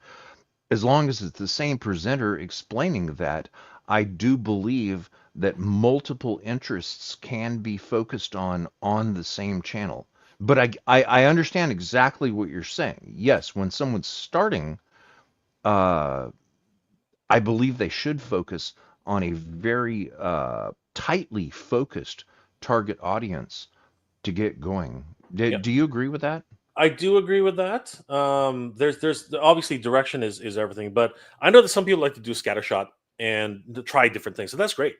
But I, as an example myself, I'm actually one who likes to experiment. So I actually have, if I really had to actually count it now, I have about 6 channels, and I'm experimenting with all of them, What? just to see what comes of it. But I agree with you, Grego. When you're first starting out, if you don't know what you want to do, then definitely, yeah, like figure out what your first love is and try that, because Right. that's really important. Wanted Yeah, to give a shout out exactly. to and we're going to get to your question, because I know you're eager to get started on that. But I did want to give a shout out to Tony's Figs. What's going on, Tony? Hey, Tony. Always good to see Tony's Figs. Brick something, Brick. And Tony, if you want to jump on, I sent Brick an IG message. Can you send Tony the link? Yeah, sure. Just in case he wants to jump on. I'll text his And phone directly. yeah. And Kenzo, if you want to jump on, I sent you the link too. You guys are Hey, always welcome. Kenny, get on here, man. Come by. Yep, definitely come hop on, guys. We'd love to see you. Check your Okay. IGs. Largo, brother, if you want to jump on, let us know. Ken, can you send it to Largo too? Yep. Um. Oh, he's in the Toy Network. Okay, Yeah. so Hey, why is it? come by. If it's Let's in the talk. Toy Let's Network, talk Doctor Who. if you guys are in the Toy Network, check the Toy Network. I put the link there. So guys, if you want, I'll be right back. just jump in. So on that note, I guess we'll tally up Grego's, and I think it's already been decided. I kind of counted it a while ago, Yeah. but so no one says DeLorean. You want to keep track? It's gonna be DeLorean. Like, I don't think it's worth counting. I really You am. and I voted DeLorean before the poll Yeah, started. well, it might be closer than you think. So is it? Hold on. Okay. Yeah, so keep track of this, okay? So keep count. 3-0. So we got DeLorean. So 4-0. that's 2. It's 4 counting you and me. I'm looking for more DeLoreans. So hold on for a second. So how was that? That was 4, right? Yeah. Okay, I can't see any more DeLoreans, which scares me. Oh. Hold Hold on. Allison voted Lambo. Yes, she did, which is why that's another reason why this kind of scares me. All right, so let's go. Let's look for the Lambos now. So hold on for a second. Where's All right, here we go. All right, so Allison said Lambo. She was the first one to put in the hat, and then we have Hammertron action figure said Lambo, Yeah. and then Andrew Davis said Lambo. That's 3. Oh, okay. Maybe it's a lot closer than I thought. And oh my gosh, that's actually Is that it? that might be. Hold on. Okay, because at the very bottom, there's a couple more votes. Oh crap. Okay, hold on. Very bottom. I'm looking very carefully right now. Hold on. Where are we at this point? Come on. Where is it? Okay. No, that was Allison again. That was Allison again. Extendar says DeLorean. DeLorean. So that basically And that's seals it. Yeah, it. that's it. I think it's the DeLorean. Brick voted Lambo, but it's Oh yeah, 5. It's 5-4. So if somebody, yeah, because Hammer already said he already voted. So no, you cannot vote more than once. Okay, so by a miracle, it is actually the DeLorean. So, Okay. Unless you and I Jay, weren't allowed to vote, but then we are. So, no, we then are. it would have been just on the chat alone. It would have been Lambo. I'm the de facto. Hold on, veto, Kenzo veto. just put Lambo in there. That's still is it too still one vote shy. So it No, it's doesn't not. It's 5-5. It's 5-5 with Kenzo. Yeah, but I'm veto. Oh, what? I'm taking the veto. Oh, you're saying dude, time's up. You're saying time was up. I said time's up. Yeah. Oh, you're saying time's Yeah. up. Then By the time you already Okay. asked Grego, that was time's up, right? Okay. So, Yeah. Okay, so It has to be what's from before what's the Grego. winner, Jay? okay. So first of all, I did want to say that Grego is going to go ahead and open up the Lambo. Sorry, not the Lambo. The DeLorean. Scared me there. Yeah. Grego's going I to wanna open say- up the DeLorean, and I'm going to open up this box from Mr. Homercade after Grego does his DeLorean opening. So Unless you want to go first. no, it's better if you do. Okay. Yours is quicker. This one's going to take a while. It's got a whole bunch of stuff in it. Okay. Yeah, this one's pretty short. The Lambo, I guess, is now going to be opened on Spill the Geek Tea. There you go. Jay is a guest host on that show, and when there is a There's new Largo. hello Largo. Largo, Oh, hey guys. What's going on, brother? How you Hey, doing? Jim. when there's a new episode of Spill the Geek Tea, where Reverend Amagon, also known as Tasty Cake, assembles the toy crew again, I will open the Lambo on that show, and it looks like it has a truck. Yeah. That Allison, carries it. Allison, you've never been here. Why don't you jump in? She's in the toy group, yeah. Yeah. She is. Allison, you're welcome to jump in if you'd like. I know it's late, but No, she's on the West Coast. It's not late for her. So on why the don't you West start? Why don't you start, Grego, and we'll talk to Largo. Okay. And- All right. Let's go. Everybody voted for the DeLorean. Not everybody. but- Well, the majority voted for the DeLorean. Mega J Retro took votes. This right here came from a toy store which is called Kitty Land in Tokyo, in a rather upscale shopping district. That Kitty Land is 6 stories tall, and it also has extremely fast free Wi-Fi. So there's tons of people hanging out on the street in Tokyo in front of this store because it has extremely fast Wi-Fi, but it's also 6 stories tall. And I released a video today on the timescales right here on YouTube. If you go up and search above for the timescales, where apparently I'm going to interview Jay on it sometime in the future, you will see that video. Yeah, thank you, sir. Yeah, you will see that video released today of the store where I actually found this. It's only a 6 or 7 minute video. Shows a lot of the store, what you can expect to find in a toy store in Japan. And here's the back of the box. This is a new 4K camera, so this should come through pretty clear.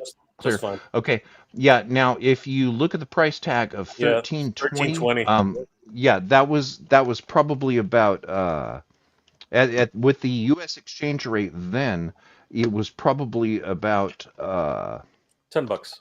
10. Yeah, exactly. Yep, $10. A simple rule of thumb with yen, really anecdotally anyway, move 2 decimal places over, and then it's only a few bucks difference. So yeah, that's and it makes it, it makes it so much easier. Okay, so I broke the seal on this, and let's see here. Let's see here. I actually have an '82 DeLorean, which is not a wonderful car to drive, and it's just used for parades anymore these days. That they're not comfortable. The air conditioners have never worked, and they're really slow. But here's what it looks like in the bag. That still looks really nice. Brick, Let's if you're able to jump on, we'd love to see you. Okay. Oh, it's got Mr. Coffee on the back there. it's got the Mr. Coffee on the back there. So this is actually the upgraded DeLorean. Did the wheels fold in? Because that would be really cool. This one I think's from the third film, right? The white walls. Yeah, The white walls yeah, are you're- there. Yes. yeah, Very you're good, correct. Largo. Yeah, it's Back to the Future 3. Nice. Yeah. Very good. So Largo. it has the red wheels and the white walls. They do not lock up; they stay down. But I think that when you set the car down, it will probably settle a little bit. And here's the interesting thing about that: being a DeLorean owner, I actually talked to John DeLorean before he died. And when the DeLorean was released in the United States, of course, they were made in Ireland, there was a law where the headlights had to be at a certain height.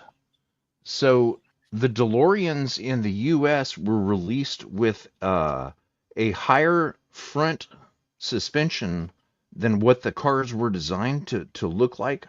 And they actually look really cool when they're so-called lowered, but they were supposed to come lowered. And what happened is a lot of the dealerships in North America actually lowered the front ends of the cars once they arrived at the dealership, since they didn't meet the import regulations. The same as what Lamborghini did with the Countach. The Countach was not allowed to be exported to the United States or North America because the wing on the back of it blocked the rear view mirror. So what happened is when the Lamborghini Countach, one of the most famous body shapes ever, was released when it arrived in the U.S., the dealers would modify it immediately and put the wing on the back of it. But with these, the front suspension would be lowered by the dealership once you purchased a DeLorean new. So there you go, folks. Thank you for voting. Here, let's see if the doors come up. And they do not. But you know what? I think I can fix that. I think with a Dremel Moto tool, I could actually make these doors open. What do you think, Jay? He's muted. I Jay, think you should keep it mint. I'm just like that. Just keep it, man. Okay, I'm for that because I don't want to bust out a Dremel Moto tool and cut the doors off of a DeLorean and then make them where they can raise. But there you go, guys. There's a box opening for you. Justin wants to know, how different is it from Hot Wheel? I think it's a lot bigger. Isn't that the case? It's I believe it's the exact same scale as really? a Hot Wheel. Wow. Yeah. Here, let me see if the box has the scale on it. And then well, everything's in Japanese on here. I can't read that. Can any I doubt it. anyone that watches this video, Google Translate, please everybody. put in the comments below. It says made in Vietnam, and let us know what scale this actually is.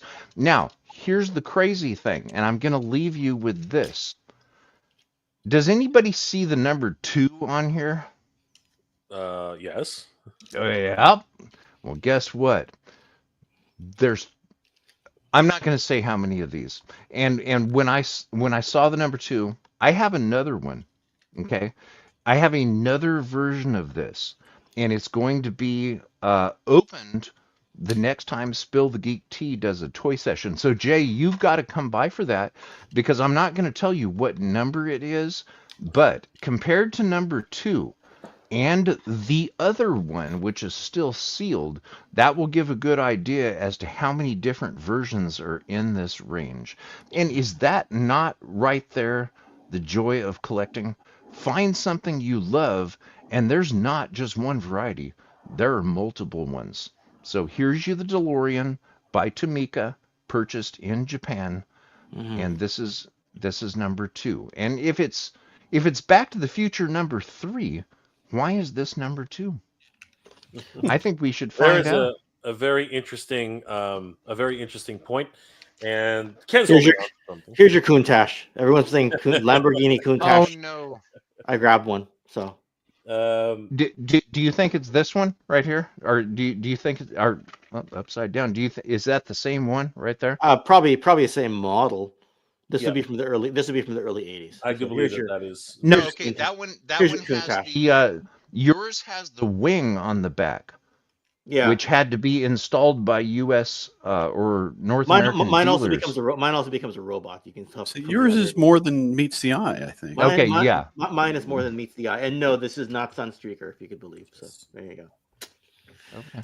It's a yellow sideswipe. So Fascinating. All right, so I'm gonna start cutting into this box that Mr. Home Arcade sent us. But while I'm doing that, Largo, how are you doing, brother? And how things what's going on in Largo's world? Swimmingly. As soon as you asked, my dog started freaking out. So Yeah. I apologize if you can hear Yeah. that in the background. Okay. Let you know what? Let me go get her because she's chasing the cat next door and she's relentless. I'll be right back. All right. since So you we're said gonna, more than meets the eye, we're gonna go into robot territory with this. all right. Well, then we'll let Ken entertain while I try and figure out what's going on. That's all there is to it. It's a yellow version of Sideswipe with a Diaclone driver of sorts. That's all there is to it. All right. There's not a whole lot to say unless I'm going to dive into the whole history of blah blah blah with the yada yada yada. But I got to be in the right mind frame for that. So there's Diaclone driver with the magnetic feet. Someone else said Countach, right? So he would ride in here if he was in car mode, which I just transformed him. So why did I do that? Only to show you the driver. I have absolutely no idea. So we're showing our toys. So we're showing our toys is what we're doing here. But some discussion tonight going on about channels, how to make a channel, how not to make a channel, apparently, and how not to make a channel. I have no idea, right? How to succeed, like Jay does, something like that. Oh, what the hell! You're too funny, Ken. Ken's OWC. succeeding right now. Ken is growing exponentially, and I'm not even lying about it. He's growing incredibly quickly, and I do believe that Ken will surpass me. I'm not even buttering Ken up. I actually am being very truthful about this. We'll see. It depends on which way the viewership, what the algorithm is showing to people right now. Because That's what it is. But at the same time, what I mean by that, okay, and it might not be faster.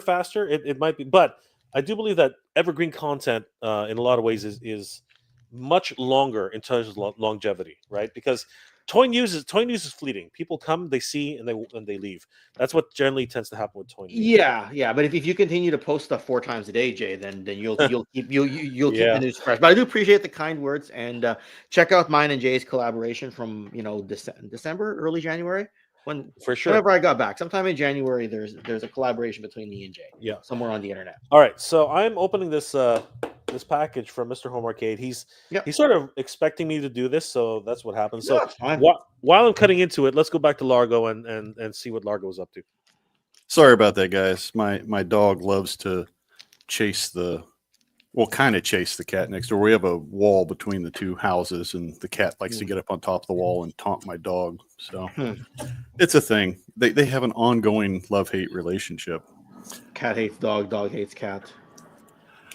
Well, they act like they do. I think secretly there's some romance there.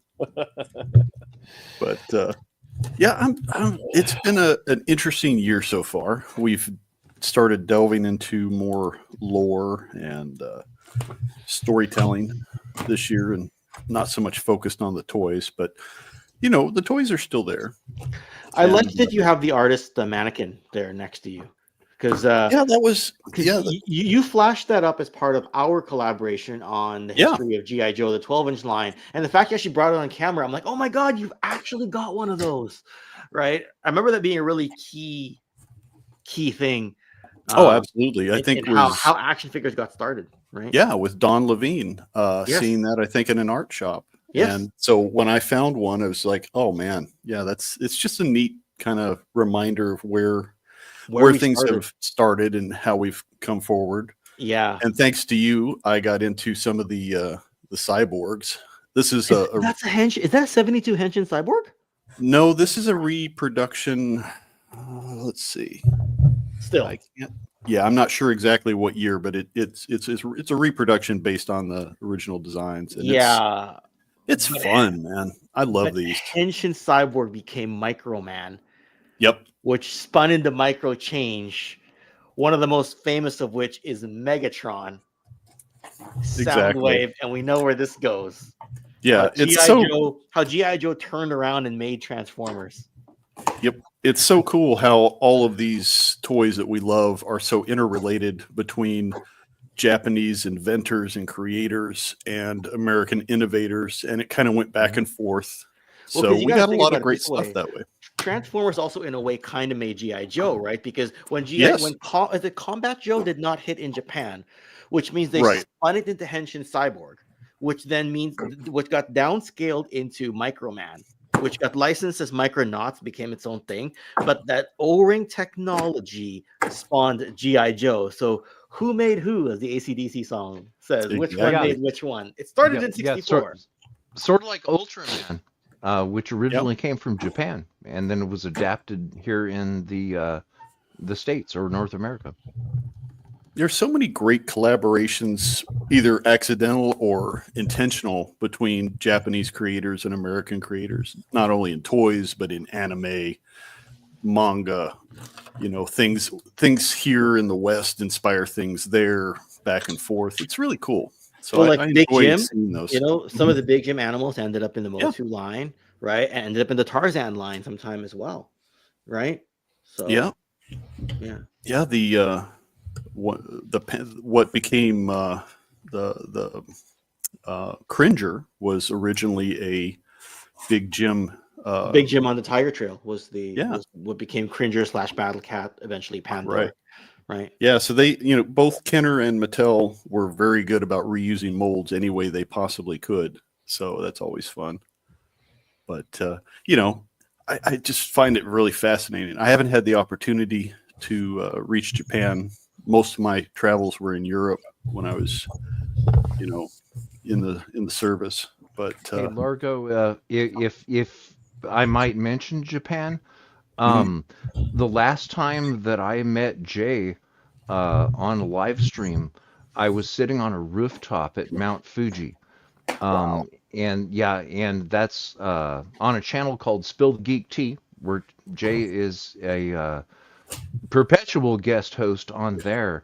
And we actually live there 1 month out of the year because my wife is Japanese and we have family there.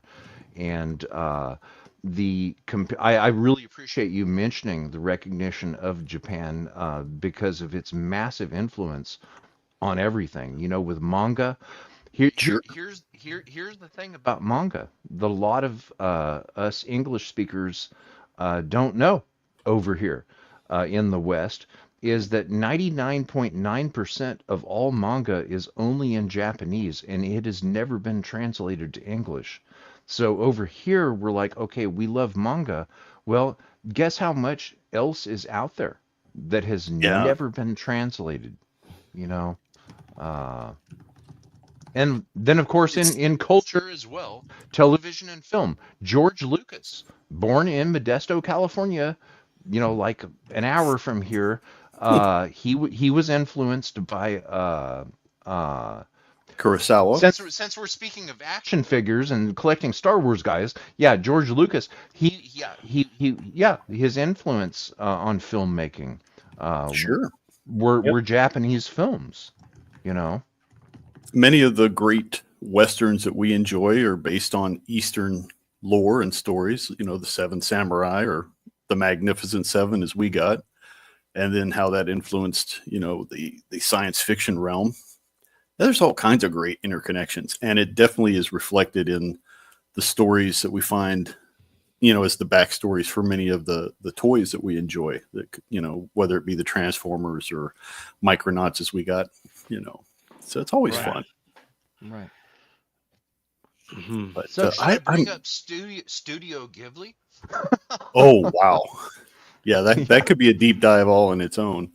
You So many could, Jay, passionate- get a sticky note and make an episode for Studio Ghibli, and I can send you dozens of photographs. We've been to the museum there in That is cool. Minato, yeah, in Minato, Tokyo, and you're really not supposed to take pictures inside there, but I did get a bunch of them.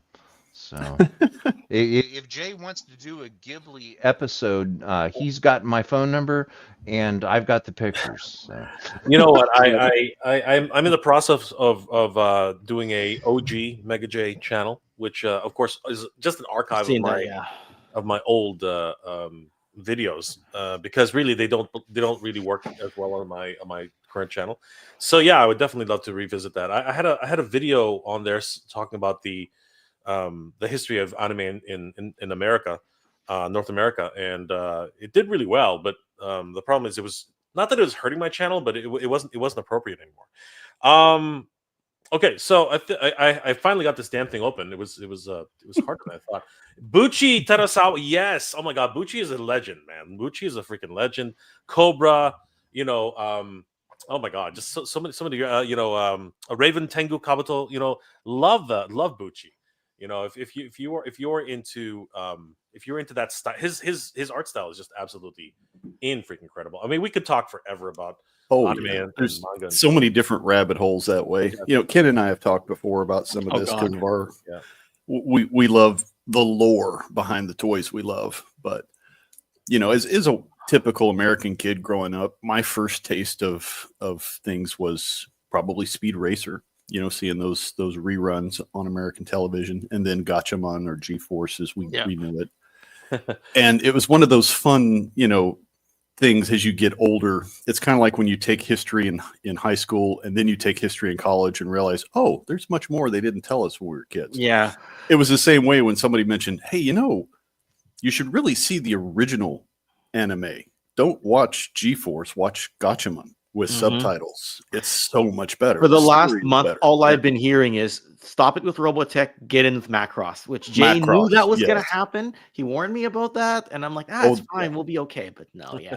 And Largo, you're right about how things get traced over. Like, even just the story of how Hasbro ended up acquiring Palatoy is a long, lengthy story in itself. It wasn't a simple buyout of the thing and then it ended up there. Like, there were weaving paths and parent companies and mergers and sales of companies and certain properties getting over to Hasbro first and the rest coming later, and companies acquire companies that get acquired later. I'm just like, oh my god.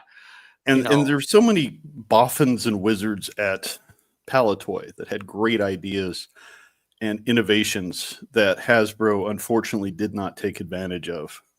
With their original Action Man and Action Force ideas, I know, were very different from what we saw with Hasbro in the United States. I want to acknowledge one of my longtime viewers. Honestly, he's been here ever since the beginning, and I am so grateful that he's still here. Princess Cagali, honestly, watching when nobody else is watching. So, brother, thank you so much for being here. And of course, the mention, because it was all about anime back in the day.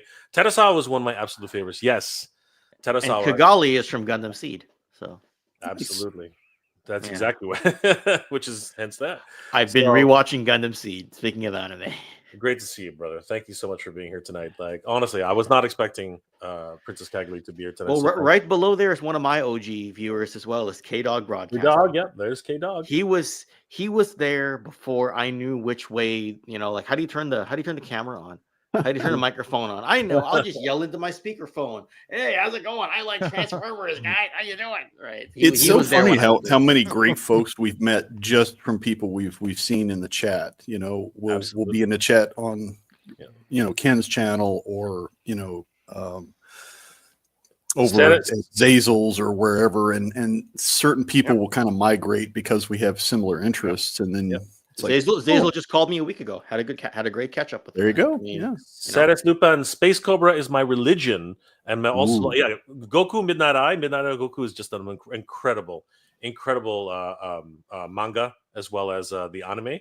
And you know what? Fun fact: Madhouse really cut their teeth with Buchi, and of course That's all these guys who are just doing some incredible work.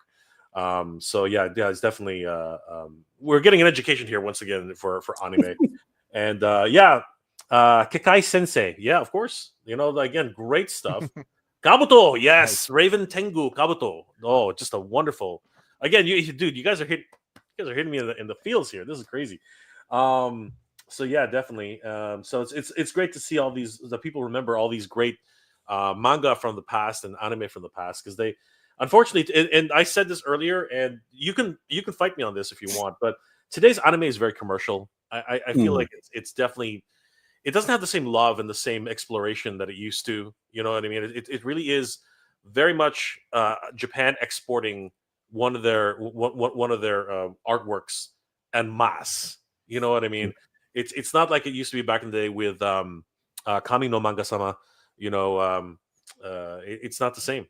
In my opinion, I could, I don't. No, wanna, I would agree. I think wanna- with the studios, the philosophy has changed somewhat too. And when we went from hand drawn cell animation to more computer dependent animation, something was lost in translation a little bit. Yeah, definitely. Yeah, that change has actually been rather dramatic in the passage of time.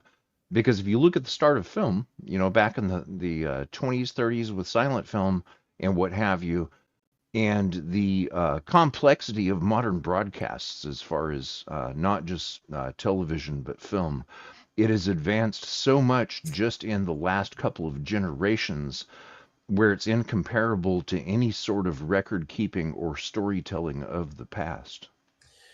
Oh my God! If this happens, Princess Cagley, if you come to Toylanta, my God, we will sit down, we will talk, we'll have dinner.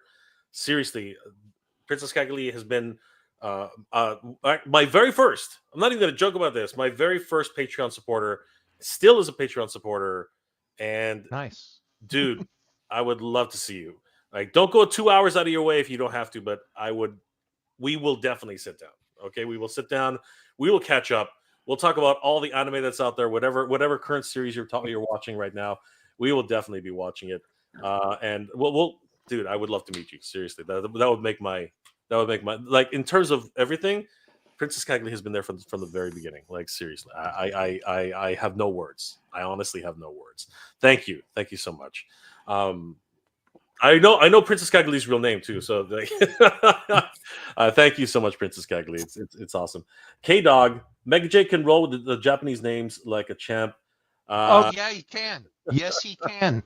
And as someone married to a Japanese woman that lives in Japan 1 month out of the year, Jay's got it nailed. That he's really good for an American. Very good pronunciation. I'm not Right. American. Except he's not American. But I'm Canadian. Well, North American. Yeah, There we go. Exactly. So- We're all one big family, even though there's some squabbles here and there. So, Right. Depends if certain presidents get their way or prime ministers get their way. We won't get into that. so No. Right. anybody who's watched the channel for long enough, Princess Cagley, as an example, knows I was obsessed with anime for the longest time. I literally lived, breathed. I helped to start Anime North, which was one of the largest anime conventions in North America now. And I have a lot of friends still in the anime community. And all I have to say to K-Dog is mukashi mokashi. Daisuki no anime da. Right? So that's what I will say there. Hontoni arigatou gozaimashita, minasama. Right? That's what I will say on that behalf. And that's probably the most I can say right now. But anyway, we can always dive into Nihongo no anime ga hontoni daisuki desu. We can always just get back into that. And again, that's what we're talking about, the past here. We're talking about, like, years gone by. And I know Grego probably knows exactly what I said. I know that Largo says probably, but at the end of the day, we are all fans of something. And it's funny how your history changes, right? So when I was in college, you could not stop me from watching anime. It was like a religion to me. And as I moved on, I started doing video games, then I started doing back now that I'm as old as I am, I started going back into all my loves for the 80s, 90s, right? So it's incredible how, but it doesn't mean that I haven't kept up. I still watch, Fairy Tail. I still watch, like the odd anime here that really kind of piques my interest. As commercial as it's become, I really am enjoying My Hero Academia. You know what I mean? Like there's still really great series out there. You know what I mean? Like really stuff. But I think that for me, one of my favorite anime still, and it's shoujo manga. But at the end of the day, I really still like Fruit Basket. One of my absolute favorite anime. Really great, really great stuff. You know, shoujo manga is definitely one of those ones that that it really has evolved over time. And you know what? It's crazy because anime, which I never thought ever would return, is being brought back. Urase Yatara, Rama Nibu no Ichi, right? Like so many great animes that have just made their way back. And of course, Rumiko Takahashi. I mean, she is one of the greatest manga, and she's not even shoujo manga. She's actually shonen manga. So it's crazy to think of how things have evolved. And you know, Japan is definitely a wondrous country. I really hope to one day, Grego. I am so jealous of you. I really hope to one day be able to visit Japan. You know what, Jay? This is exactly what I was just thinking. I really wish that you could be on a trip where I could just show you, because with manga, okay, we went to a manga exhibit that just opened that very day in Tokyo. In fact, filming was not allowed inside of there. I was actually going to do a video of this. You could only take still pictures. So I'm not sure what content I could come up with from just those pictures to try to describe this, man. But oh my God. Okay, here, let me try to start with just a beginning. This should blow your mind. Have you ever heard of the word Toto? Toto? Does that mean The band. Of course. Okay. So we've got a vote for the band. Okay, let's see. Do we have any other votes for such as maybe when you're using the restroom? That's a hint. That's a hint. Toto. I bless the Toto. rains down in Africa. Oh my God. Okay. All right. That Slade. I was not expecting that answer. Man, you nailed it. Okay.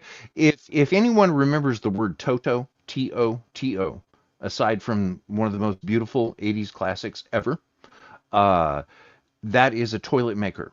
And they have a skyscraper in Tokyo, which explain to me why, I don't know. For some reason, the skyscraper of the toilet maker has a 6th and 7th floor, I believe, exhibit of nothing but manga. And not only is it manga, it's manga texture. Well, you figure that, Manga architecture. It is based only on architecture. The throne in the house is generally the best place for reading. It is the library for many men. So maybe that's the connection. Maybe it is. I love it. Nice one, Largo. I love it. So I was about to go into 80s music, so I'm sorry about that. Yeah. Okay. Tell you what. Let's go into 80s music, and on this exhibit, the manga was the pages were about 4 feet by 2.5 feet wide, and they were set out in tables. And I've got pictures of this. It wasn't just manga; it was giant manga, and it was manga architecture, which is actually taught at the University of Tokyo in Bunkyo. Manga architecture, which is manga based on architecture. Wow. So anyway, that's just a little bit of what I've seen of manga in Japan. I like food manga, but unfortunately, none of it has been translated to English either. So the only time I can enjoy it is if my wife will read me a food manga story. Well, I mean, there have been some food mangas which have made the transition to anime. There's a recent, I can't remember the name of it, but there's recently food mangas which have there's one which is just candy tasting, and people have used the imagery for something completely different. I got, just the faces they make in that series is just ridiculous.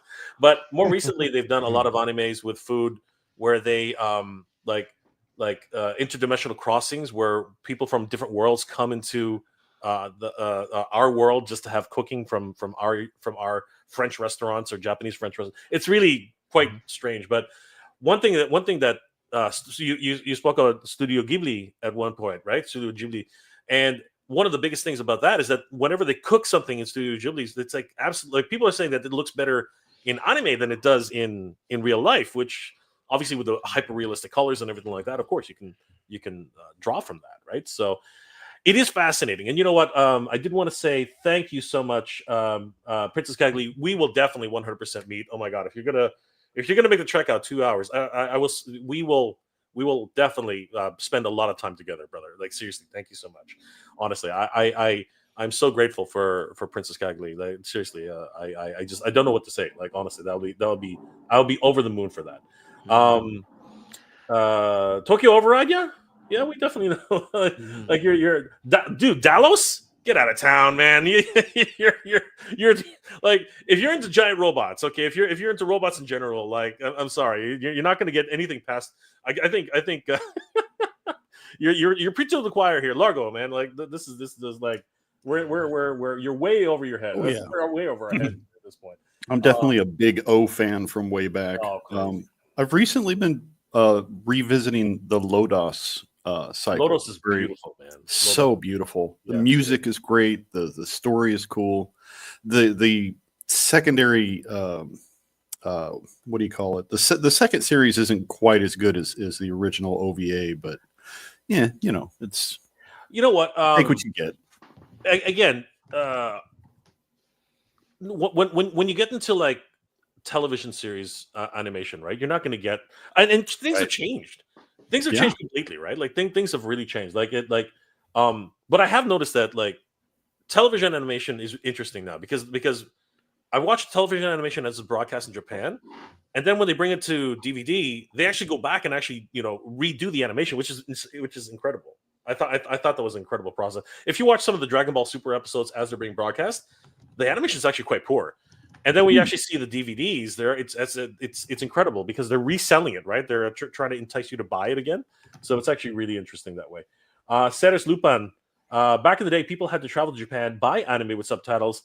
Actually, without subtitles, dude. I don't know what you're talking about. There were no subtitles back in the day. And bring them back to where I am in, is that Australia? AU would be Australia. Yeah. So, brother, seriously, no, we had to get linear notes. We had to actually get Japanese friends to translate them, and we would pass around the script so we could read it to each. This is, we're talking about way back in the day here. Now we're talking like freaking. This is just nuts, right? There was no Google Translate back in the day. You had a buddy who was fluent, or you just had to look at the pictures and enjoy. It was just again just crazy. It's nuts. But yeah, guys, thank you so much. And this is a great trip down memory lane for all of us here. K-Dog, you're not weird. I like Inuyasha also. I thought that was a cool story. No, again, Rumiko Takahashi is legendary, and you know what? It went on forever. All of her series go on for like before Bleach and before Dragon Ball Z. You know what I mean? By the way, it's Z. I'm sorry, all you American guys out there. It's actually Z. If you watch the Japanese version, you listen, you'll hear Goku just say Dragon Ball Z, and that is the way it's pronounced. Okay, Jay, how do you know Japanese so well? It's not. You just listen to how it's said. I told you guys, I lived, breathed. It was my religion at one point. I just went over the whole Fokker thing. If you listen to Macross, they say Foka without the R. We just hear the R in our head. Just like the reason HasLab, Lyo Kaiser, it's actually Ryo Kaiser, That's right. So look, here's a fun fact. Yeah, no. Here's a fun fact. Japanese actually speak very, very good English. But here's the problem. You have to put the Japanese accent on for them to even understand what you're saying. So there's a real problem, right? Yeah. Oh man, it really is. The L and the R is the same. So if I have lost my glasses and I can't find my glasses, I can ask my wife, "Where are my grasses?" Okay, true. and she won't flinch. It's the L and the R are the same. They're interchangeable. Look, if you go to somebody, I guarantee you go to somebody and say, "Where's McDonald's?" They won't understand what the hell you're talking about. But if you say, "Doku wa McDonald's," right? If you say it Yeah. exactly Well, like yeah, that, exactly. But Jay, here's the thing. When in Japan, um, no one in Japan has any obligation whatsoever no, of to course. speak or understand English because they have their own language. And that's something that really needs to be respected when there. If somebody, if us English speakers go there, please, dear God, do a little bit of your homework and learn how to do just simple conversational Japanese. You need to be able to tell people what you need, such as the word for water. If you're eating at a restaurant, you need to know how to order water, as simple as that is. But you also need to know how to say please and thank you. And most importantly, you need to know how to say excuse me because you will be bumping into people, especially if you get, well, on the trains around Tokyo. Yeah, you're going to be crammed shoulder to shoulder, and you need to know how to have casual Japanese in their language, being a guest in their country, just enough to be able to be as polite and conversational Well, as possible if at you a very very basic level. if you're gonna go ahead and bring that up, Grego, then we might as well just really quickly say, don't go to Japan to do YouTube videos. Just stop it. Like seriously, Oh, just be a tourist. Well, Okay, don't be an idiot. Okay, like I'm pretty sure you've seen them already, Grego. There are signs in Japan right now saying yes, I don't. have. How in the world did you pick up on that, Jay? Well, I hate these people exploiting Japan on YouTube by saying, "Oh, here's 10 things that you don't do in Japan." And it all turns out to be bull just for clickbait and attention and what have you. And the majority of any videos in Japan are just glamorized for clickbait, mhm. and I really wish that people would just have some damn respect. Walk around and record what you want to, but don't take something and try to make it seem like something that it's not just to get a whole bunch of YouTube views. Yeah, Jay, that pisses me off, man. How did you know that? He's it's all over observant. YouTube. I mean, it's all over YouTube. I mean, like one Yeah. thing that really pissed me off is right now there are a whole bunch of they call them in real life YouTubers who are just IRL. making a mockery of Yeah. respectful cultures out there. I mean, like it's gotten to the point. Like, I hate to say it this way, but this is really a terrible thing to say. But it's what it is. Um, you know, don't think that everyone is from America, North America. Don't think that like other countries have their own laws. Other countries have their own ways of doing things, right? What in There's a lot, culture? yeah. Yeah. And here's the other big revolution that people just don't seem to realize. Anime is not the way the Japanese act. That's not the way they do.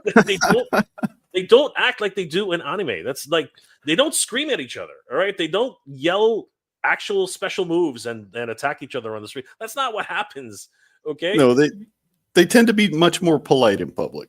If I find something Nobody. similar here I'm in Guatemala, so I'm an expat. I went to the other, Oh, what? the other side of the world, and Wow. the culture here, it's not as much culture shock as it would be in the East. But yes, there has been an epidemic of people sticking their camera in people's faces or their phone, what have you. Yeah. And when you go to the old market or certain places, most indigenous folk, they don't enjoy that. They're very No. hospitable, but they don't want you to stick a camera in their face if they're just doing their day-to-day stuff, especially if you don't ask. It's rude. So I try not to do that. I will, because I'm married to a Guatemalan woman. She has many family, and I'm very interested in folklore and finding out about how stories migrate.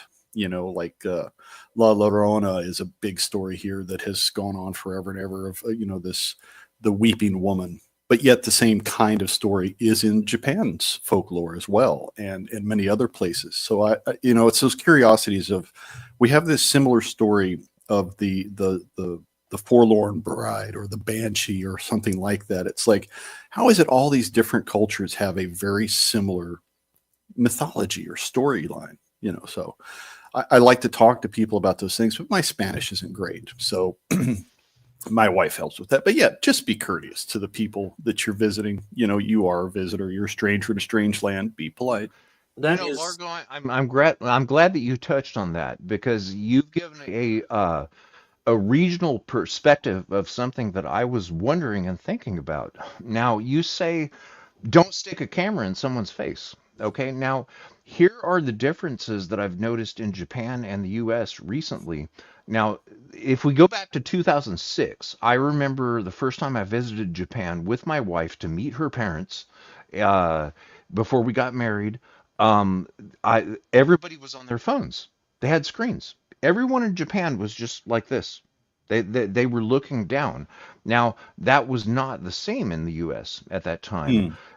because the phones like that had not been here yet or arrived yet. Americans had not adapted to looking at their phone all of the time. It hadn't happened yet in 2006, and um, so that's also why there's so many Japanese emojis because Japan was first when it came to texting emojis. So that's why there are so many of those. But over the period of time, uh, Japan, at least in my perspective of filming, I filmed like 100 hours worth of video there uh, in the last 2 months, and they don't. They don't notice or care about people walking around filming, especially if you look Gaijin, Mm-hmm. as I am Gaijin. However, in the US right now, if you were to walk around in all of these grocery stores and toy stores and what have you, and be filming, here people would not like it at all. And here you would very quickly encounter staff saying, "Hey, what are you doing?" or "Why are you filming?" But I think That's because true of here as Japan, well. And see yeah, that's what I in was most that's what I was businesses wondering. now, yeah, we're starting to Yeah. see signs put up, please no photography or, that sort of thing. So apparently it's become an issue, but mostly in retail outlets. I'm not sure why that's an issue. I mean, other than the fact that it's disruptive for commerce. If people are there to buy stuff, they don't want to be bumping Well, into, what it is you know. it's price stealing. The one shop Ah, that I got stopped filming at in Tokyo was a wine store that sold really mm, expensive wines. And when I walked by the rack where they're like $1,000 a bottle or something, wow. that's when somebody came up to me and told me very politely in Japanese to stop filming. And that's when my wife told me they said to stop filming. And they didn't ask us to leave or anything, but it's their store, and being a guest in their Sure. country, the obvious and decent thing to do is to just stop filming like they asked. But Right. But on you the have a flip side of that, if you go to an owner first and say, "Hey, I really like yeah, your place. exactly. Could we Yeah. talk and maybe Y- take some pictures?" Yep. Most of them are Uh, very yep. accommodating. You are exactly correct. It's funny. One of the things I did not expect when I came here is there is a huge anime love in Guatemala. There are actually Really. shops where you can buy anime in Spanish that's been translated. It's Yeah, I so was going to bizarre to ask, see yeah, what languages? Japanese. Yeah, yeah, it's like Japanese manga, and I'm looking for an English translation if I can find one. Most of them have been translated for the Spanish market. Some of them are in English just because that's the mass, the ones that are produced for the West. But it's just really interesting that's people really connect with that here. there. It's Wow. very, The very popular. South America, and I think even certain parts of Europe, they really did fall in love. The I think, and this is just this is mostly conjecture, but I will say this, especially in Europe, anime was brought over very early to Europe, right? They had like they had like Karate Boy, they had like a whole bunch of different animes like Anne of Green Gables. You know what I mean? They had like a lot of different anime, which is already brought over. Of course, Astro Boy and things like that, and they were there for years, right? Pretty much anything that was done by the early 70s and 80s. And the thing is that was very prevalent in those, and they were already translated into Spanish, into other languages. we didn't get it. We didn't actually start getting anime until like the mid '90s or the early '90s. And it was only by a few companies, Animego and AD Vision and some of these other companies, US Renditions, other companies that pretty much have gone by the wayside right now. It's amazing. You know what? It always fascinates me how I think Ken had to go. I didn't even realize it. But thanks, Ken. Appreciate it. His laptop battery died. Oh, Thanks bummer. for jumping by, Ken. It's always good to see Ken. But yeah, we could seriously, like, we should make this into an actual topic at one point, because again, like you said, Largo, it's actually fascinating. They were fortunate enough to get anime very early, and it really has been that adoption over there was very prevalent, and they have obviously imported so much, and they have their connections in place. sure. As is generally the case in North America, though, right? You'll have one or two companies that just monopolize the whole thing, right? And just like keep it for themselves, right? I mean, Funimation Funimation is up and down right now, and Yeah. they're about to be bought by somebody right now, and there's so many different things. There's so many different pieces of what's happening in anime Yeah, culture right now. When the corporate suits get involved, it's not as much fun. But when you talk to the artists and people who still have the passion for creativity, that's a lot more interesting.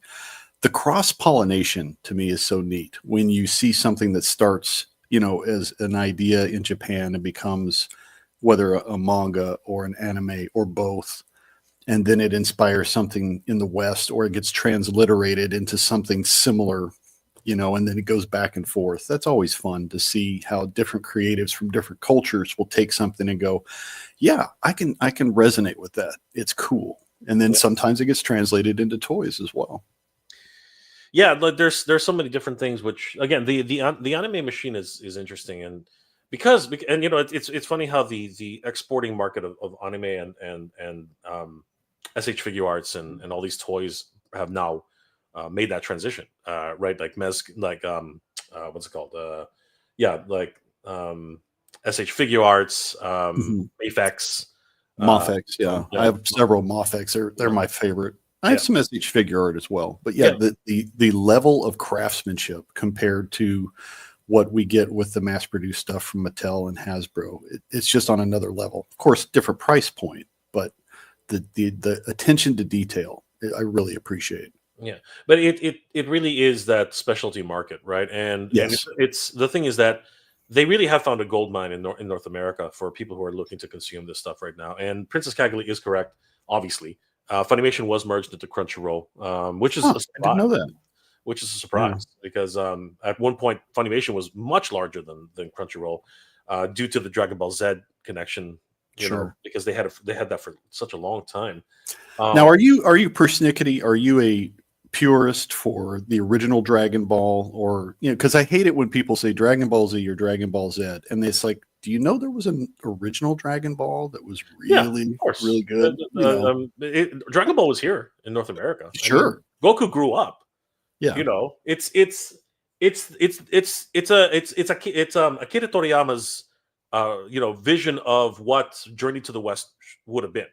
Right? Yes, exactly. That's he has Nombyong, which is the staff which never stops growing. I mean, it'll grow forever, right? Wukong, the legend of Wukong is a Chinese legend, by the way, right? And the Saiyans had more of a connection with the Monkey King kind of Monkey idea King himself, exactly. Yeah. And that's it. It's a playful version of that. But Sayuki was the same thing, Journey to the West has been in so many manga and so many anime in various different iterations. It's not a great story, right? It is Leiji Masamoto and so many of the creators from back in the day, right? I really should restart my anime channel. Like seriously, we would just dececimate this. The three of us alone. How many languages has it been translated into? Which one? The one you were just mentioning. Dragon Ball Z or Journey to the West? No, Journey to the West. Journey to the West. Yeah, Journey to the West has been translated like by now. Journey to the West has been translated multiple times over. I mean, it's the story of the Monkey King, right? It's like it's funny because pretty much every main character in the Monkey King, in the Journey to the West is in Dragon Ball. Like like you literally. you pretty much meet all of them. Like, you know, the magic pig. You know, he's there. I mean, he's right. Obviously, Akira Toyama made his own spin on it. He's more perverted, right? And there's the other thing about Japanese culture too, right? Like we, and it's funny because as I said years ago, we lost a lot of things in translation because of the flavor that the Japanese manga had to be Americanized. I'm sorry to say it. It had to like there were a lot more ecchi scenes in manga and anime in the 90s than there are like today. It's almost like if you look at Yurase Yatsura, the very first issue, the very first episode, she loses her bra in like literally in the first 10 minutes, right? Now you can't see any of that. Right? Storytelling was different too. I mean, we had I would say our cultural taboos are somewhat different, but even the hyper violence of like Fist of the North Star, that was something that you could not see, you know, in the West without, you know, people clutching their pearls. It's like, yes, it's a very violent story, but there's a purpose to the violence. Mm-hmm. Good point. When I was watching anime from I mean, if you watch the original Voltron, Go Lion. Oh yeah. Right? If you actually see the uncut and unedited version, I mean, like there's a lot of death in that. They get decapitated. They get, you know, like even Mach 5 go, right? I mean, like that if you actually watch, like, actually it's funny, if you actually watch Speed Racer, some of the episodes, like there's literally people are running out of a cave and he's just gunning them down with an actual machine gun. It's the funniest thing you've ever seen in your life. It's really hilarious, actually. Right? And I don't even good old times. Yeah, I don't even think they censored it. I think they were like, oh, it's a bunch of androids, bang, bang, bang, bang, bang, bang. You know what I mean? Like they basically like did their own thing. It's crazy. You know what? I guess I actually gotta start lowering my volume here. It's already 3 a.m. in the morning. Yeah. But, hey, Jake, speaking of time, I'm going to peace out here in just a bit. And Largo, how nice to meet you. Same to you. You were mentioning social things going around, and that's actually how I ran into Jay, where he knew who I was. I met him through some other people, which originally started in Doctor Who. Love the Whovians. Same for me. Yeah. I became aware of Jay's channel through our buddy Ken. You know, he said, "Hey, you got to check this guy out." He's like, "Cool." Yeah, like, yeah. Well, it's a great channel, and here's the funny thing. As much as I appreciate being invited on, I'm actually a fan of Jay's now. Apparently, according to the YouTube algorithm, I love his videos because it keeps suggesting that they come up, and that's how I caught his. I've been watching them off and on for a few months now, since we met on Spill the Geek Tea. And the unboxing video that we mentioned earlier is absolutely awesome, as well as the staged set video that he did. And I'm glad that I was able to do the unboxing of the DeLorean in honor of Jay's massive unboxing special, and there's more of them to come. So, Jay, man, thanks for inviting me on. How awesome! You made my night, man. Thanks, Rico. I really appreciate it. I'm glad you enjoyed yourself. It's you're always welcome to come on, Grego. Anytime you like, just let me know. Thanks. So yeah, thank you for bringing some memories. You know, some Japanese memories. It's been a while since I've actually talked anime, manga, or even Nihongo, right? So it's been great. So you know, God, man, if there was any way, if there was any way that we could be in the same place at the same time and be in Shibuya, Tokyo, start at the crossing, I could show you some stuff that would blow your mind, man. Because I know that you love what you're doing. You know, I would really love to do that. You know, it's been my dream to go to Japan. I don't know. I'm getting on in years right now, so I'm not sure how likely that's going to be. But yeah, no, it's going to happen one day. One day it's going to happen. And I hope you're in vacationing at the time, Gregor. We could definitely meet up. You know, definitely omocha, right? We could definitely grab some tea. Yeah, just you know, visit some sites, because there are definitely some places which I you know what, I really did want to visit what's it called? The Gundam warehouse, while the while the 60-foot Gundam was still around. Like, Oh, I wanted right. it's been taken down Yeah. already, right? So it's Yeah, I think so. unfortunate. Yeah. Yeah, so that would have been a really nice thing, like a bucket list kind of thing. I hope I Well, hope yeah. they bring it back one day. I know there's Yeah. I know there's smaller editions around around the different cities, but that would have been great to actually see. And as slow as it was, it's my understanding the damn thing is really really slow. So, but that would have been a really really cool thing. And it's great to see some really some wonderful supporters from back in the day. Visiting, and who knew that we'd be talking about anime, and here comes Princess Kagli. So, for me, that's huge, and to find out that he's coming, Synchronicity. yeah, no, it's great, it's great.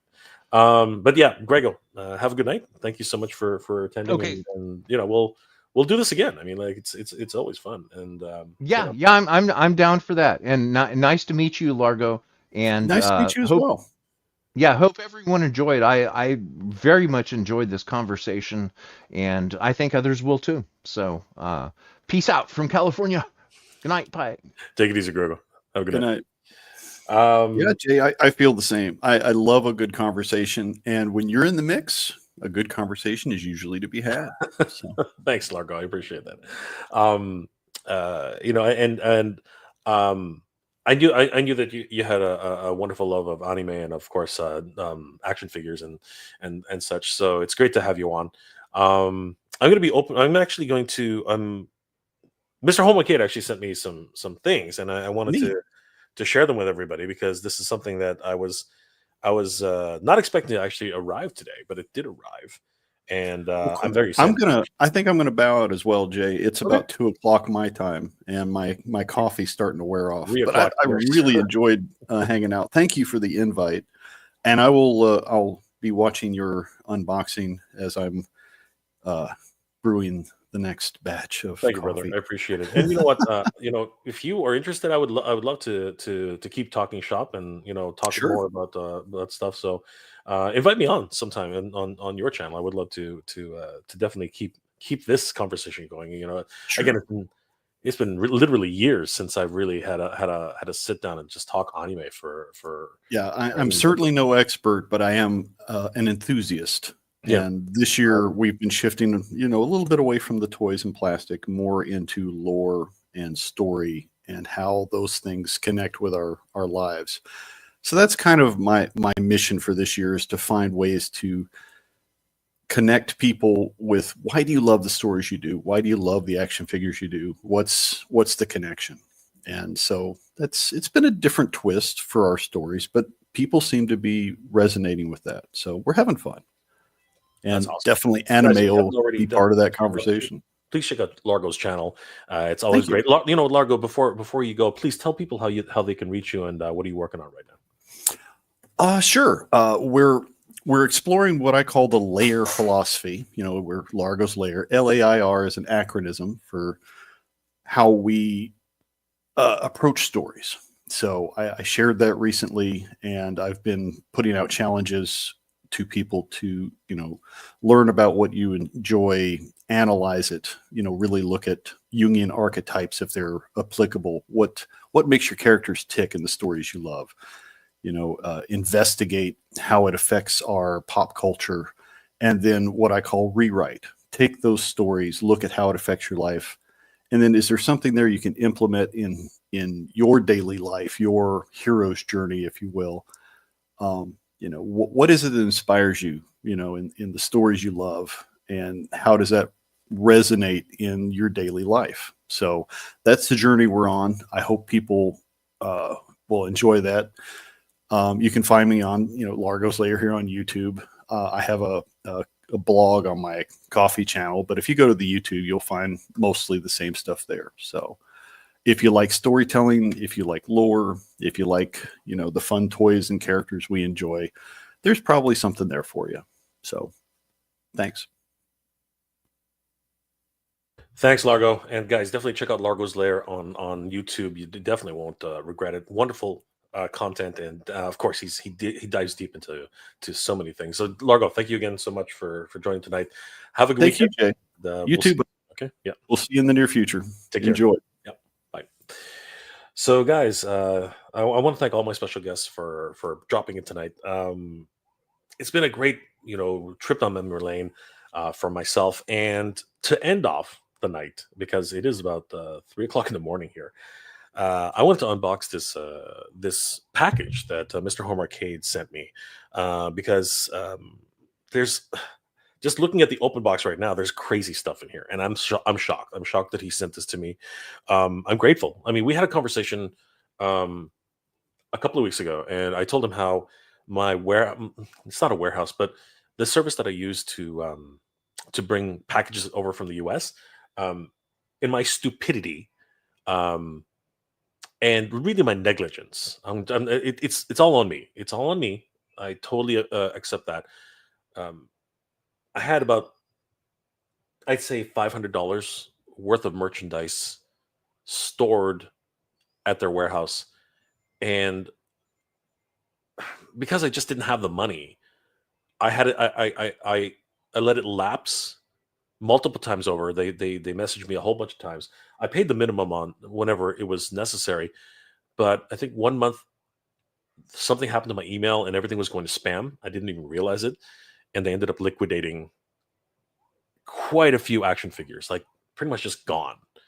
And I was speaking with Mr. Home Arcade, and I told him what was happening, and he basically said, "No, dude, I have extras. I have doubles and stuff. So I would be happy to help you, you know, get some of this back." And I was like, "Oh my god, dude, you're awesome. You're freaking amazing."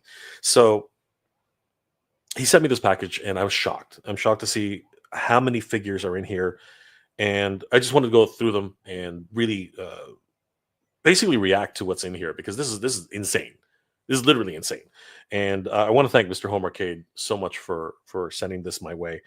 And I'll be sending him a package as well. So there's a whole bunch of things going on right now. But just because it is this is incredible. Honestly, this is absolutely incredible. Let me get to this. But just really quickly before that, I'll just go ahead and highlight these. K Dog Broadcasting. Anime was naughty back then. Yes, anime was actually quite naughty. I mean, there is hentai, but there's also ecchi, which is a different thing entirely. Hammertron action figures. Planet Dune and Voltron had fields of skulls. Yes, and vultures and roe beasts, which were eating human beings. Char finally wiped out the Gundam. Yes, he did. James Howlett, what's going on, brother? Good to see you. Long time. If you want to go to Japan, exchange rate is good now. Odaiba, Odaiba Gundam moves a bit, not as much as the Yokohama, but Odaiba is such a cool mall / amusement park. I would definitely love to take a look at that. There's so many great things to take a look at on that. Just Japan in general. Look who's here, Mr. Home Arcade, popping in exactly when I speak his name and he appears. It's pretty crazy. Do you want to come on while I'm doing this? Why don't you just pop in and I'll react to this now, because it's been sitting here for like 10 minutes, like 20 minutes, and we were having such good conversations. But yeah, Mr. Home Arcade, if you want to just pop in real quick, we can do this together if that's something you want to do. I don't know if you're interested in popping in. All right, cool. That way I can just we can just do this together. Why not? I mean, like it's a great thing. So we're gonna go ahead and wait for Mr. Home Arcade. But I did want to thank all you guys. Thank you so much for being here tonight. Ken just reminded me, and it's boggling to my mind. It is boggling to my mind. So fun fact: Princess Kagli, my very dear friend, and of course my incredible supporter of my channel since the very beginning, my first Patreon supporter, was there when I was at like 100 subscribers. You know what I mean? Barely anywhere. And you know what? When back in the day when I was doing anime reviews and cartoon reviews and things like that, it really didn't matter to me. I wasn't interested in views. I wasn't interested in subscribers or anything like that. And to a certain degree, I'm still not. I do appreciate it. I appreciate it very much. But back in the day, I was just doing it for my own sake. To be honest, I'm not even going to lie about that. I was doing it to archive my own memories because I'm losing my memory, man. Like seriously, I go into one room thinking I'm going to grab something, and I totally forget what I was going to do in that room. Getting old is tough, guys. Getting old is tough. Make sure, stay young. Whatever you do in the future, stay young, because man, it's you got to be careful. But it's great to see Princess Cagley in the chat. It's been so long, and it's amazing that we were able to talk about anime again after so long. I mean, you have to have the right crowd. You have to have the right people to be able to talk about the stuff that we talk about tonight. It was incredible. Like seriously, it was so much fun. So thank you, Princess Cagley, for always being there, because he's always been there. He's always been there, and I can't wait to meet you in person, Princess Cagley. That is going to be the highlight of my trip. I'm not even joking about that. It's going to be absolutely insane. Andrew, where did Ken go? Ken's laptop died. I hope he comes back. I really do.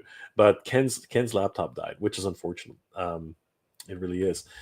Ceres Lupin. The dream anime years were 80s, when they made anime purely for Japanese audiences. All the best anime came from that time. I tend to agree. There was a lot more imagination. There were a lot more. They would make OVAs to try and support the manga, and because of that, they were better. You know what I mean? They were animated better. The storytelling was better. They didn't have a lot of money to do it with, so the directors would do their best, and I think that really speaks volumes. Largo, what's going on, brother? That's called sometimers, Jay. Sometimers. I remember stuff. Sometimes I remember stuff. That's true. It's true. Hammertron action figures. Stop having birthdays. That'll keep anyone young. Absolutely, brother. Absolutely. And look who's here in the flesh himself, Mr. Homercade. What's going on, brother? How you doing tonight? Hey, brother, how you doing today? I was knocked out tired. And I was like, let me see if Shay is still streaming. And you was. I said, yeah, I'll pop in. Just in time, Mr. Homercade, this box has been sitting open, and I haven't looked at it yet because we just got sidetracked on anime. Good old Largo's Lair. Everybody, please subscribe to Largo's Lair on YouTube. We just had a fascinating conversation, and just literally a complete rewind for my channel, going all the way back, talking about anime. It was crazy. It was absolutely nuts. Definitely check out Largo's Lair. Check out the timescales. You guys won't regret it. And of course, check out Mr. Home Arcade. If you guys want to see, he's been doing crazy stuff with all of his his play sets, his new action figures, just homages to different crossovers from Master Universe, and he's doing some. His Cat's Lair video was epic. Is epic. Definitely check out his Cat's Lair video. 100%. Thank you, sir. But I am so curious to see your thoughts when you open that box. I'm curious myself, because I already see something here that I know. Everything else is in boxes, but let's go ahead and I will take out the first box. So let's do this. So first thing out of the package is this nondescript box, which of course we know. Sorry, Mr. Home Arcade, we'll do it this way, unfortunately. All right, so this is a nondescript box, and these are all for Mr. Home Arcade. And as I said earlier, we just had a conversation about the liquidation of my I call it a warehouse, but it's not mine. But the service that I use to bring stuff over, and he was just so generous and so nice to help me reconnect, and we'll see what's in this bag. I actually don't know. I actually don't know what's in here. So this is the first one, and again, it's nondescript, so we're gonna find out exactly what's in here. So we got my trusty knife for all you Aussies out there. That was the worst Aussie accent I've ever. I heard it. I heard it. It made sense in my ears. All right, so let's. You know what? I'm gonna try. Okay, so only because this gets really awkward really quickly. Let me just do this. So I'm gonna. Oh, sorry, guys. I know that hurt, but let me just at least do it this way. There we go. So it's in the vicinity of my mouth, and hopefully it won't get in the way. All right, so here we go. Let's go ahead and unbox this. Let's see what we got here. So who knows what might be there? There might not be nothing. Possible. That is very, very true. Guys, cut away from yourself. Don't cut towards yourself. I nearly stabbed myself in the chest just.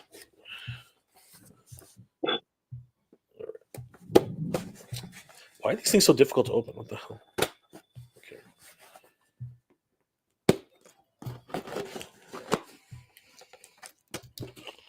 All right, so here's the first one. And in here,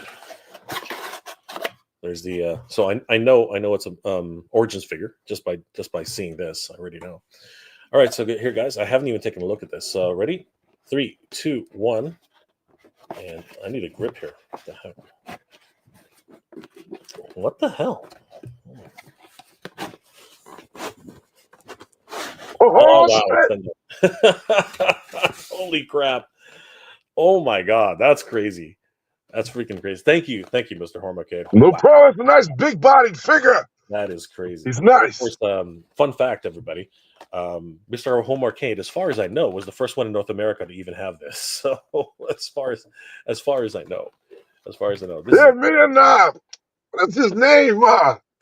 Somebody else.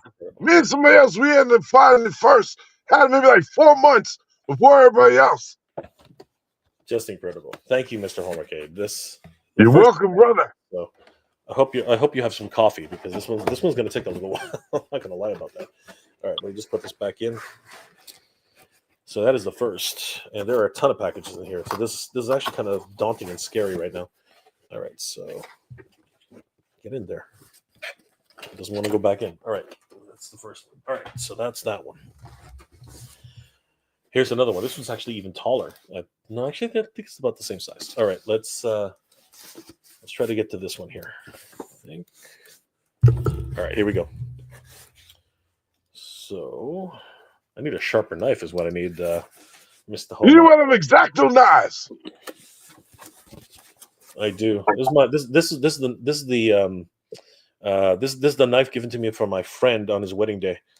He was giving them out as little mementos for the wedding party. So I always have it. Right. It's probably opened plenty of boxes, huh? It has opened way too many boxes, and I value it dearly. All right, so again, another one of these. So you know what's in here. It's already another one. And let's see. The thing is minty fresh. All right, here we go, guys. So I don't know what this is. So this one is. Oh my god! Oh my god! Oh my god! Oh my god!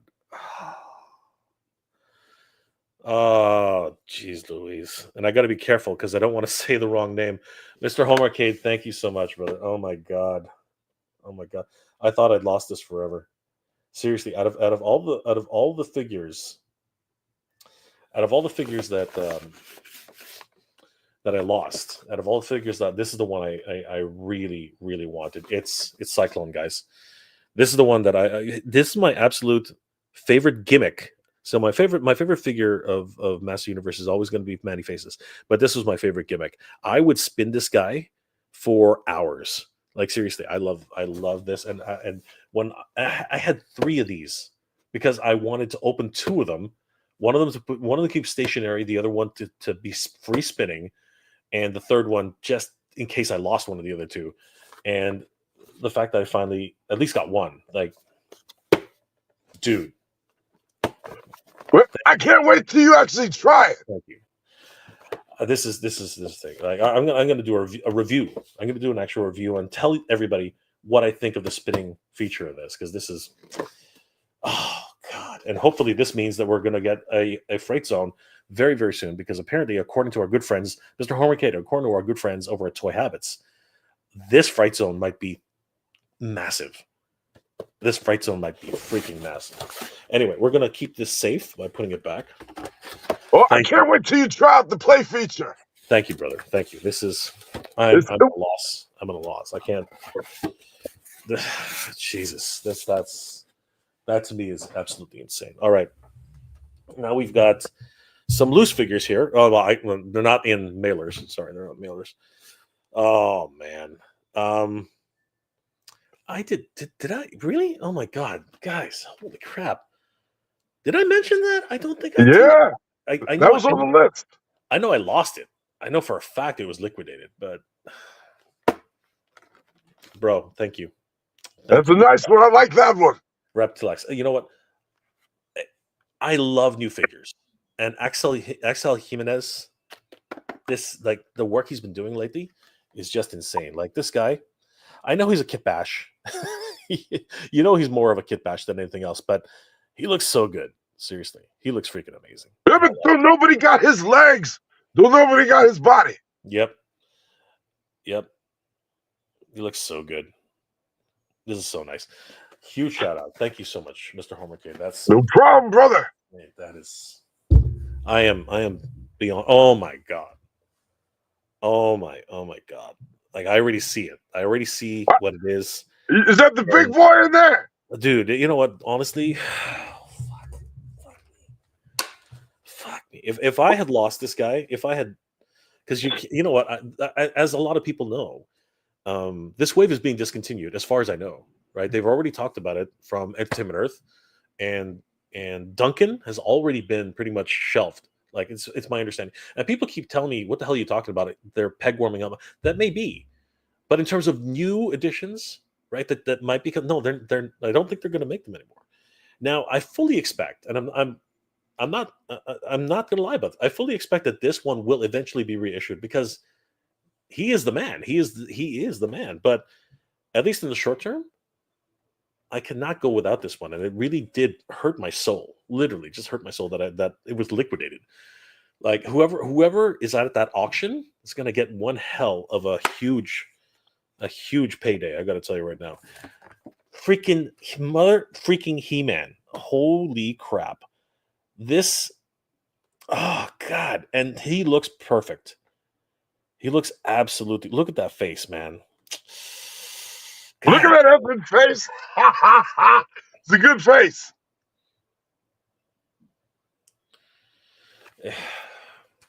You know,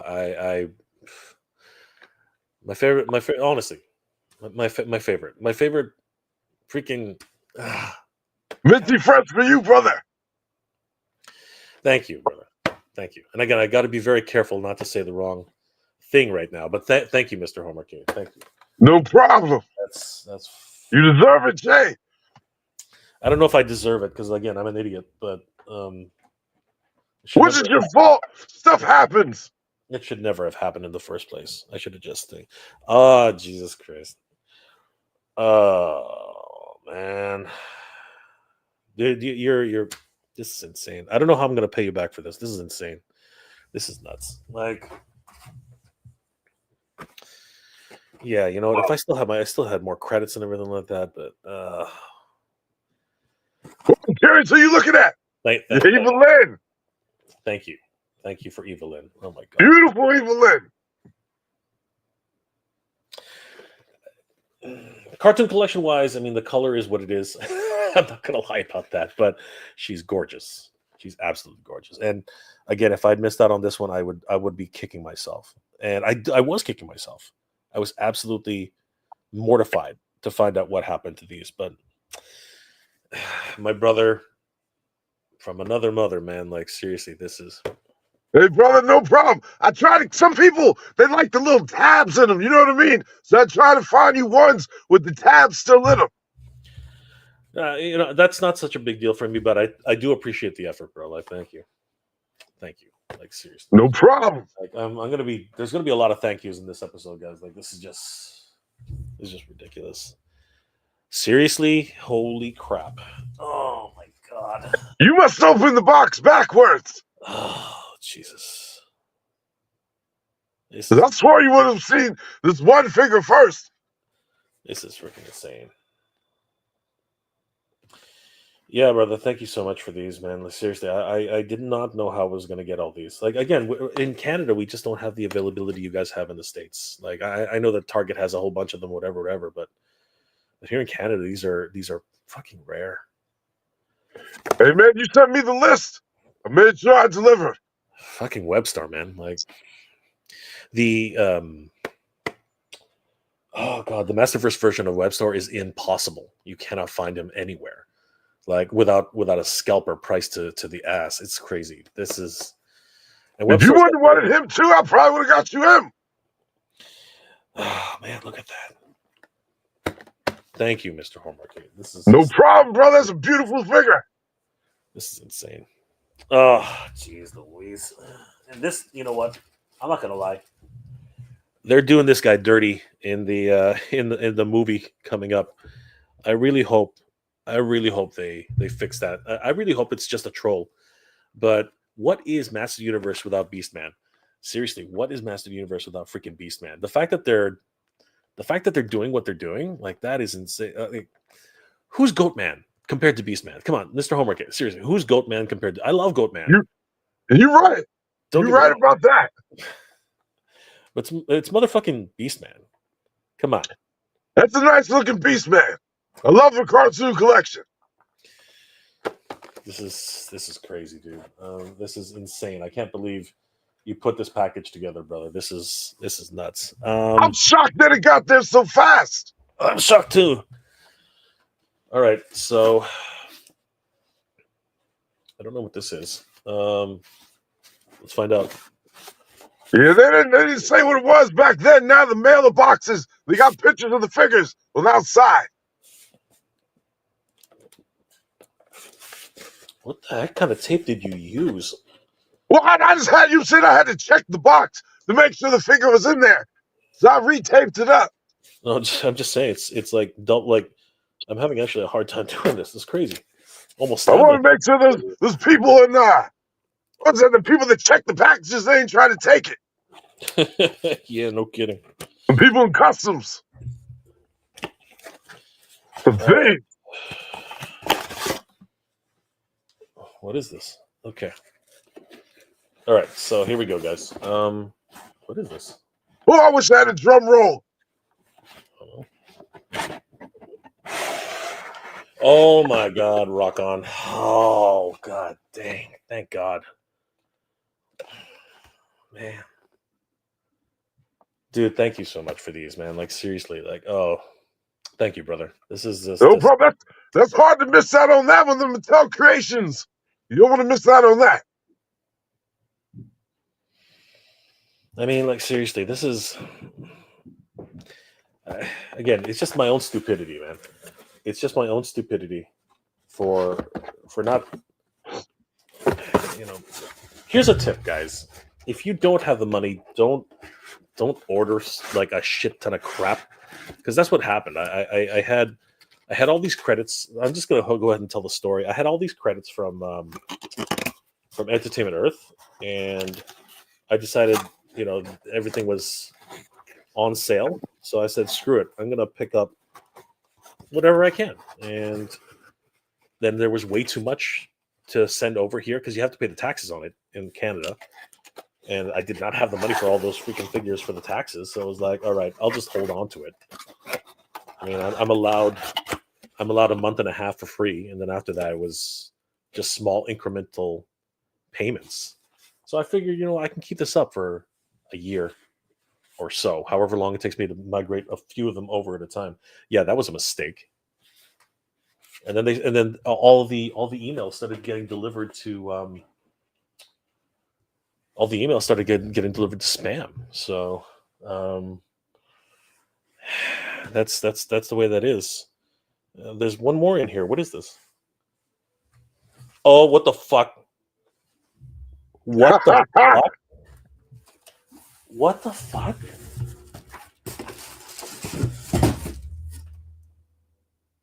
What the fuck? That must be the big boy. That was an extra surprise.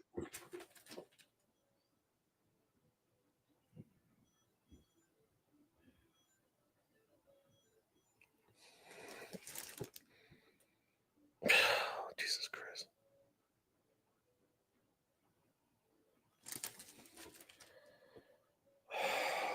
Fuck. You talk so highly about that figure. I want to make sure I got it for your ass. Oh, Jesus. I didn't want you waiting until October. Fuck me.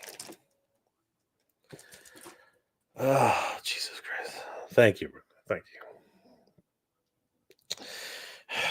Fuck me. God Now your collection can be complete. You got me. You got me, brother. You got me. Fuck. Oh, Jesus. Oh my God. I'm not gonna Now I lie, gotta- makes me feel a little emotional watching you look at that figure. Oh God damn it. Oh God damn it. Brother, if I could give you a hug, I would not let you go for a while, man. This is fucked up. Why did you do this? This is insane. This is just that's not And right, man. That's not you right. said you needed it. That is not right. I like to provide for my I could friends. have waited the 6 months, dude. I could have waited the 6 months. You didn't Nah, have forget all that. You don't gotta wait. You made me a personal friend in your group, in the Flipboard group. That's the least I can do for you, my brother. Thank you, Nate. No problem, brother. Thank you, brother. Thank you. This really means the world to me, honestly. It really does. It really does. It really does mean the world to me. And I know how much you paid for this too, which son of a bitch. I know how Oh much. yeah, the motherfucker wasn't cheap. I ain't gonna lie, but I wanted to complete the list 100%.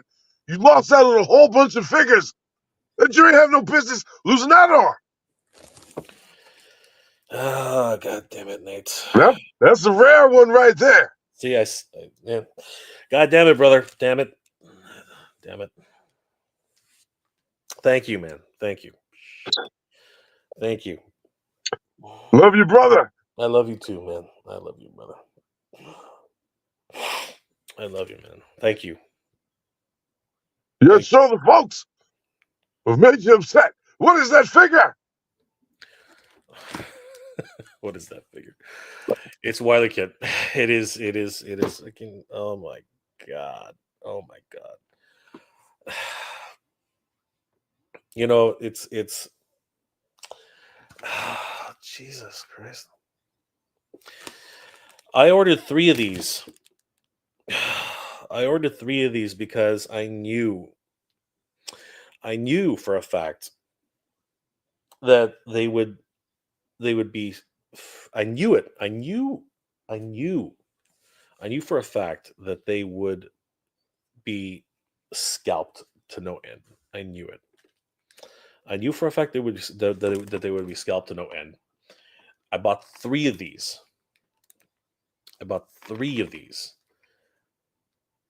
And I was stupid. I was fucking stupid. And I let them get liquidated. And I don't like, you can look this up for yourself and you know how much is like, if you collect Thundercats, you know how much this thing is going for right now. This thing is stupidly, ridiculously expensive. And the fact that Mr. Home Arcade, I Jesus Christ, oh, fuck. So there's a rumor, and I don't even know if it's true. And you know what? Mr. Home Arcade knows this too because he's on the ball all the time, right? I could have waited 6 months. There could be a reissue. It's still not even 100% certain yet. It's still not 100 because they pulled the listing from everywhere. So we don't know what's actually happening with this. We don't know if this is going to be reissued or not. But I could have waited. Man, let me I tell know you how something much, real quick, brother. When you told us about that, or however we found out about BBTS, and we all ordered them up, and then they took it down. So I knew there was that possibility it might not happen. I said, no. I'm not having my brother go out like that. So I hopped on eBay, and I bought that shit.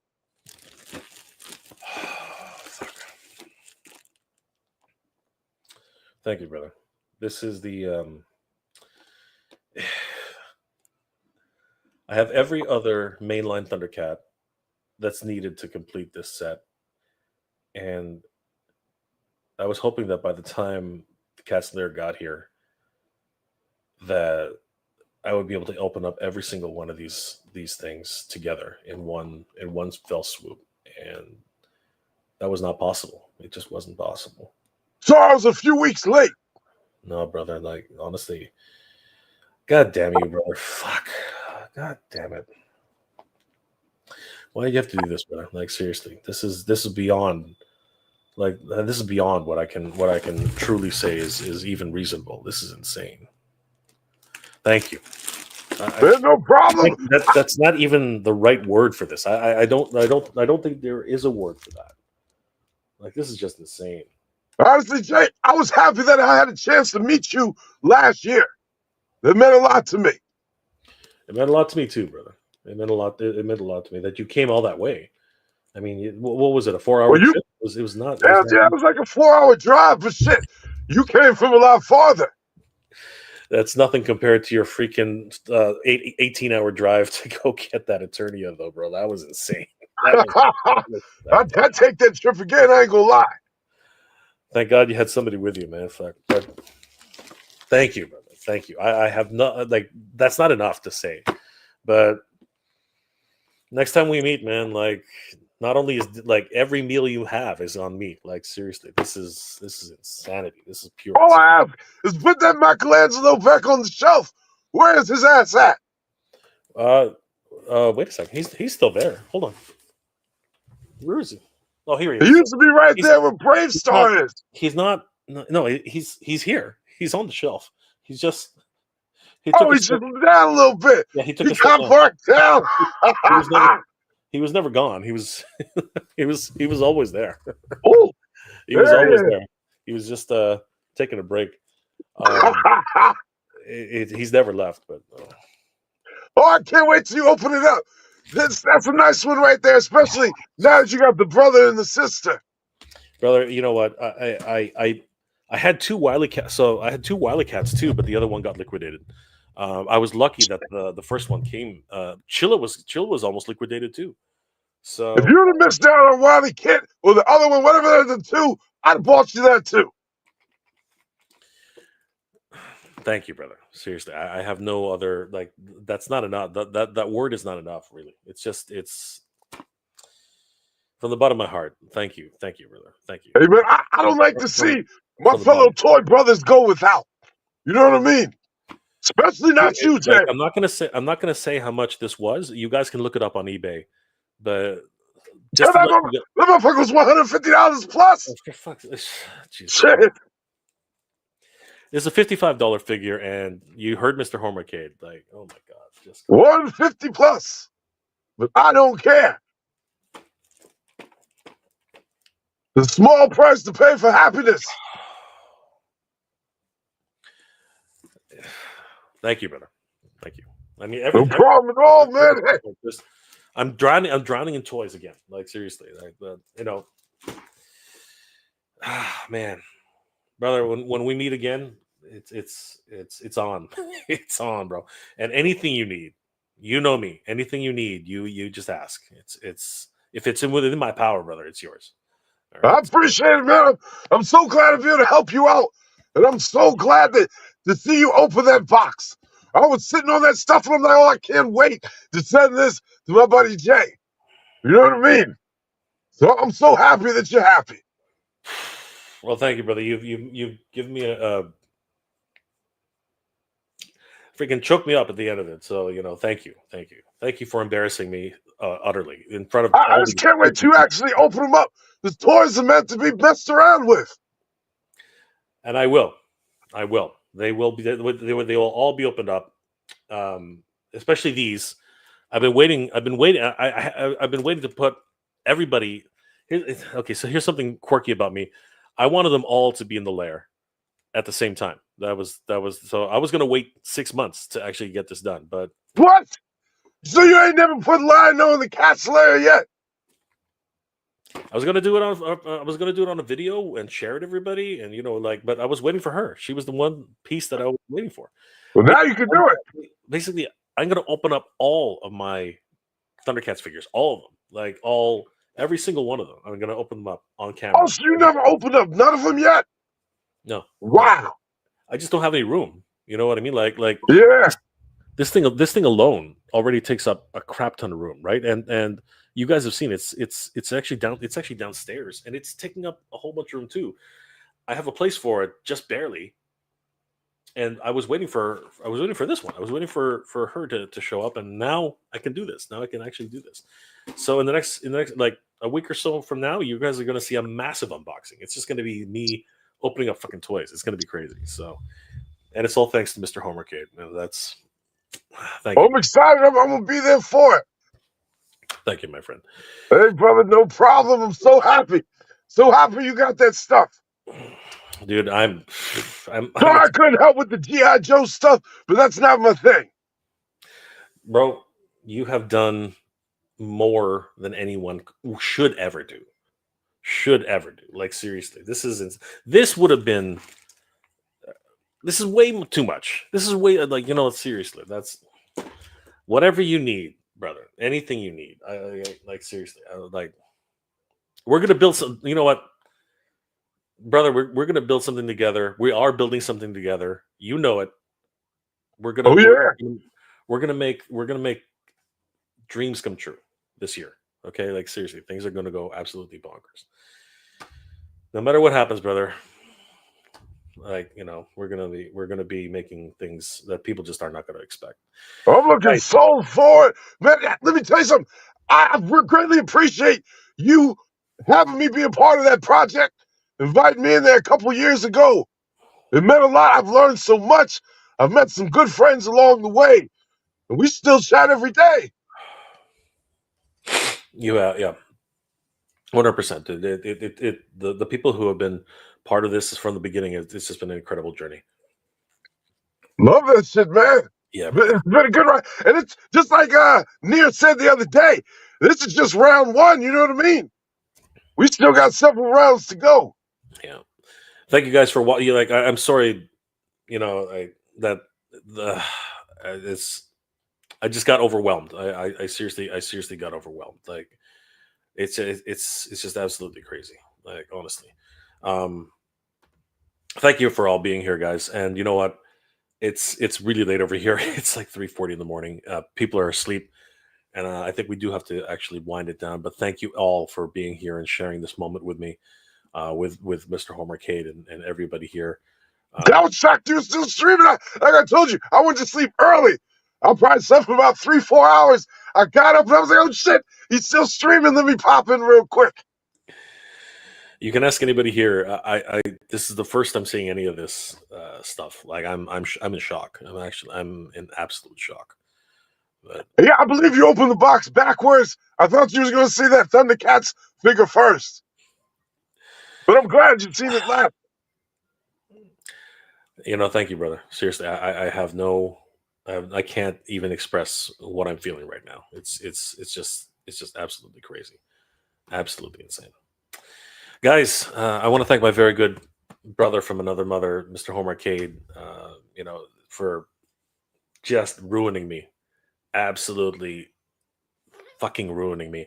I'm done for the night. I think I don't know how I'm going to recover from this. This is just absolutely just crazy. Thank you, brother. Seriously, this is Man, nobody that I know deserves it more than you, Jay. don't say that. That's not true. That's definitely not true. You been putting that work in. No. Unfortunate things happen to, you know what I'm saying? So I'm just glad I was able to help. Thank you, brother. I No appreciate it. problem. And I want to thank everybody here for sticking around and thoroughly watching my embarrassment at being totally humiliated by my brother here. Like seriously, and I don't say that lightly, because this is definitely one which I can never live down. This is crazy. This is absolutely crazy. But tomorrow's another day, and it's just that much brighter for me now. So thank you so much, brother. Seriously, thank you guys for being here tonight. It's been an absolute pleasure to hang out with all of you. Thanks to all my special guests: Largo's Lair, Ken of Toy Connections, Grego from the Timescales, and of course, Mr. Homercade. Brother, let everybody know what you're up to, because honestly, Like I can't top what you just did. Like seriously, guys, please subscribe to Mr. Home Arcade. What are you working on, brother? What are you working on? What are you doing? I'm gonna do I'm probably gonna work on a review video for these sky sleds that I got. Good buddy of mine made me a bunch of them. I'll probably do that when I wake up. Other than that, I do want to finish a Motu commercial. I actually might do that. I filmed it a couple months ago, but I haven't got around to it. I really want to get around to doing my stories more. I love doing that type of video. But other than that, yeah, there's one thing I got. I got that cartoon collection, Mattel Creations exclusive Voltac figure. Because what had happened was they had sent that to somebody. Mattel, they sent that to somebody that ordered Real Blast. And apparently the guy didn't want it. He put it on Macari. And I was the first person to see it, and I bought that shit right up. So I'm going to have that next week. And that's it. That's what I got going on, brother. Well, we have a scoop right now, so congratulations, Mr. Horricade. That is going to be quite the thing. That is going to be quite the prize, and of course the mini comic in there is going to be very, very interesting. Oh, I can't wait! I told Joshua Scott I'm so hyped to see what's going on in that story. He's been killing it with the mini comics. He's been connecting the stories. Oh my god! And I will be very fortunate to see Joshua at Toylanta. And yes, it's going to be a blast. So definitely, it's going to be a very interesting year for all of us, especially Mr. Hormacade. Guys, definitely follow Mr. Hormacade on his YouTube channel and check out his work. It really is freaking amazing. He's such a great storyteller, and his customs. You guys have to see them. They are. I mean, some of them are right here. Like these two, they are killer. And you know what? He's obsessive to the nth degree. And if you haven't already, you have to check out his Eternos playset. Oh my god. He drove. I'm going to ZoloCon next weekend. If anybody's gonna be there, I'm going there early Saturday. You'll be able to find me because I'm gonna have my mask on. You'll know him because he looks exactly like that. And guys, he drove 18 hours to get that playset.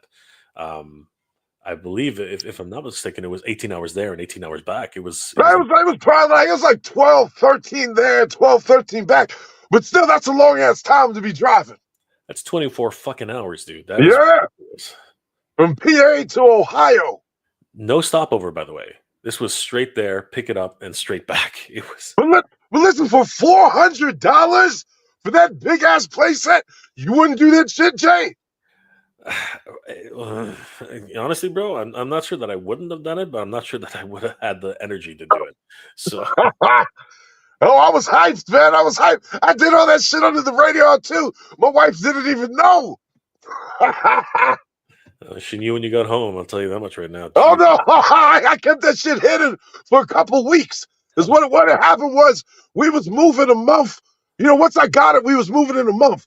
So I kept it in the basement. And once we got the new place, I snuck that shit in there. And then it didn't even come up. You know what I mean? I'm just like, yeah, that's just something I got. You know what I mean? I got lucky. You got lucky, bro. You got lucky. She would have beat your ass. Anyway. Oh, my God. She don't even know that I drove 2 states. You know what I mean? Farthest we ever driven was like New York. Oh, crap. That's way farther than New York. That much is true. You got to keep that. Don't snitch me out, folks. Let's pray for Mr. Home Arcade that she's not watching right now. Let's. All right, everybody. Thank you so much for being here tonight. It's been a magical evening. We got to relive a lot of the memories that we had from the old Mega J Retro. I'm reconnecting with Princess Cagley, who literally has never left the channel. Thank you, brother. We will see you at Toylanta, and I'm so excited. And of course, Mr. Homework has just done me dirty by making me look like this. Like, I am absolutely mortified right now. But thank you, brother. Thank you. Like, hey, brother, I hope I made your day just that much, a little bit better. Brother, you made my year. Like, honestly, this is ridiculous. I don't know what I'm gonna do now. I just don't know. I'm the only thing I can do is open it and display it and have fun with it. That's all I can do. And that's all I ask is just enjoy your toys. That's all I ask for anybody to do. That's what they're there for. That's why we buy them, not just to look at them, but to play with them, like we used to do when we was younger. This is true. Guys, thank you so much for being here. And you know what? Yeah, Largo, maybe in private, but I mean, that was just, oh my god. James Hallett, yes, thank you, Mr. Homercade, for showing us kindness in this toy community. Like, this is just insane. This is insane. But It's fun to give back when you can, and y'all deserve it. This is one group of people that I am so glad to be a part of this community, the toy community, the Motu toy community. It's great. I love it. Love y'all. You all deserve it. this is definitely the best community I've ever been a part of, and I'm humbled by people like Mr. Homercade, brothers, good brothers like Mr. Homercade, and of course everybody out here. Thank you so much for supporting the channel. It scares me to think that, and I didn't even know. I forgot. But you know, I can't believe Ken reminded me tonight that, yeah, man, maybe even the next month or 2 or 3, we might be at 20K here. I'm shocked. I'm actually freaking shocked. I can't believe it. I just can't. Oh, you're almost there. Shit. I just cannot believe it. But thank you all. Thank you all for being here. Thank you, Mr. Homercade. And thank you, brother, for what you do for us out here. I was been watching you before I even had a chance to talk to you. I've been a fan. When I had my previous channel, I've been a fan. So it means a lot to be able to bust it up with you. Well, it means the world to me, dude. It means the world to me. And I don't know how I can express that better than, and it's not enough. For me, it's just not enough. It really isn't. But we will soldier on, man. We will soldier on. We're gonna make something absolutely incredible this year together, Mr. Homercade. You know it. I know it. I can't wait. And we're gonna make it happen. And I hope and I pray that you will be able to make it to San Diego this year, because we have to celebrate that together this time. You know, I'll be there via camera. You know what I'm saying? Like I was last year. I know damn well I can't make it there. But if you go to Legion's Con again, I'll go again. I hear you. That one's true. That one's absolutely true. I don't know if you can make it to Atlanta, but you know, we could definitely have that too. I wish. Oh man, I wish. I would love to go to a Power-Con. Love to bust over you and Joshua Scott. But that's a far ride for me. 18-hour drive. I checked. Oh, that's crazy. That's crazy. Maybe I could sneak away on a plane for an hour or something. Don't do that, brother. You're spending enough money as it is. I don't want you to be homeless all of a sudden. I get caught up. My wife told me you better not come back home. No, I don't need none of that trouble. Basically, yeah. Guys, thank you for being here tonight. You saw me and my good brother. You know, just going ham on this. This is crazy. I hope you're all doing well, staying safe, and as always, everybody, thank you very much for watching. Good journey, everybody. And Geek Proud. Thank you, Mr. Homercade. Geek Proud. Geek Proud. No problem, brother. Thanks for the invite. I'm so glad I had a chance to make it. I'm glad you're here too, brother. I really am. To watch me freaking blubber over nothing. Good night, everybody. Over everything. Sorry, over everything. Good night, everybody. We'll see you guys.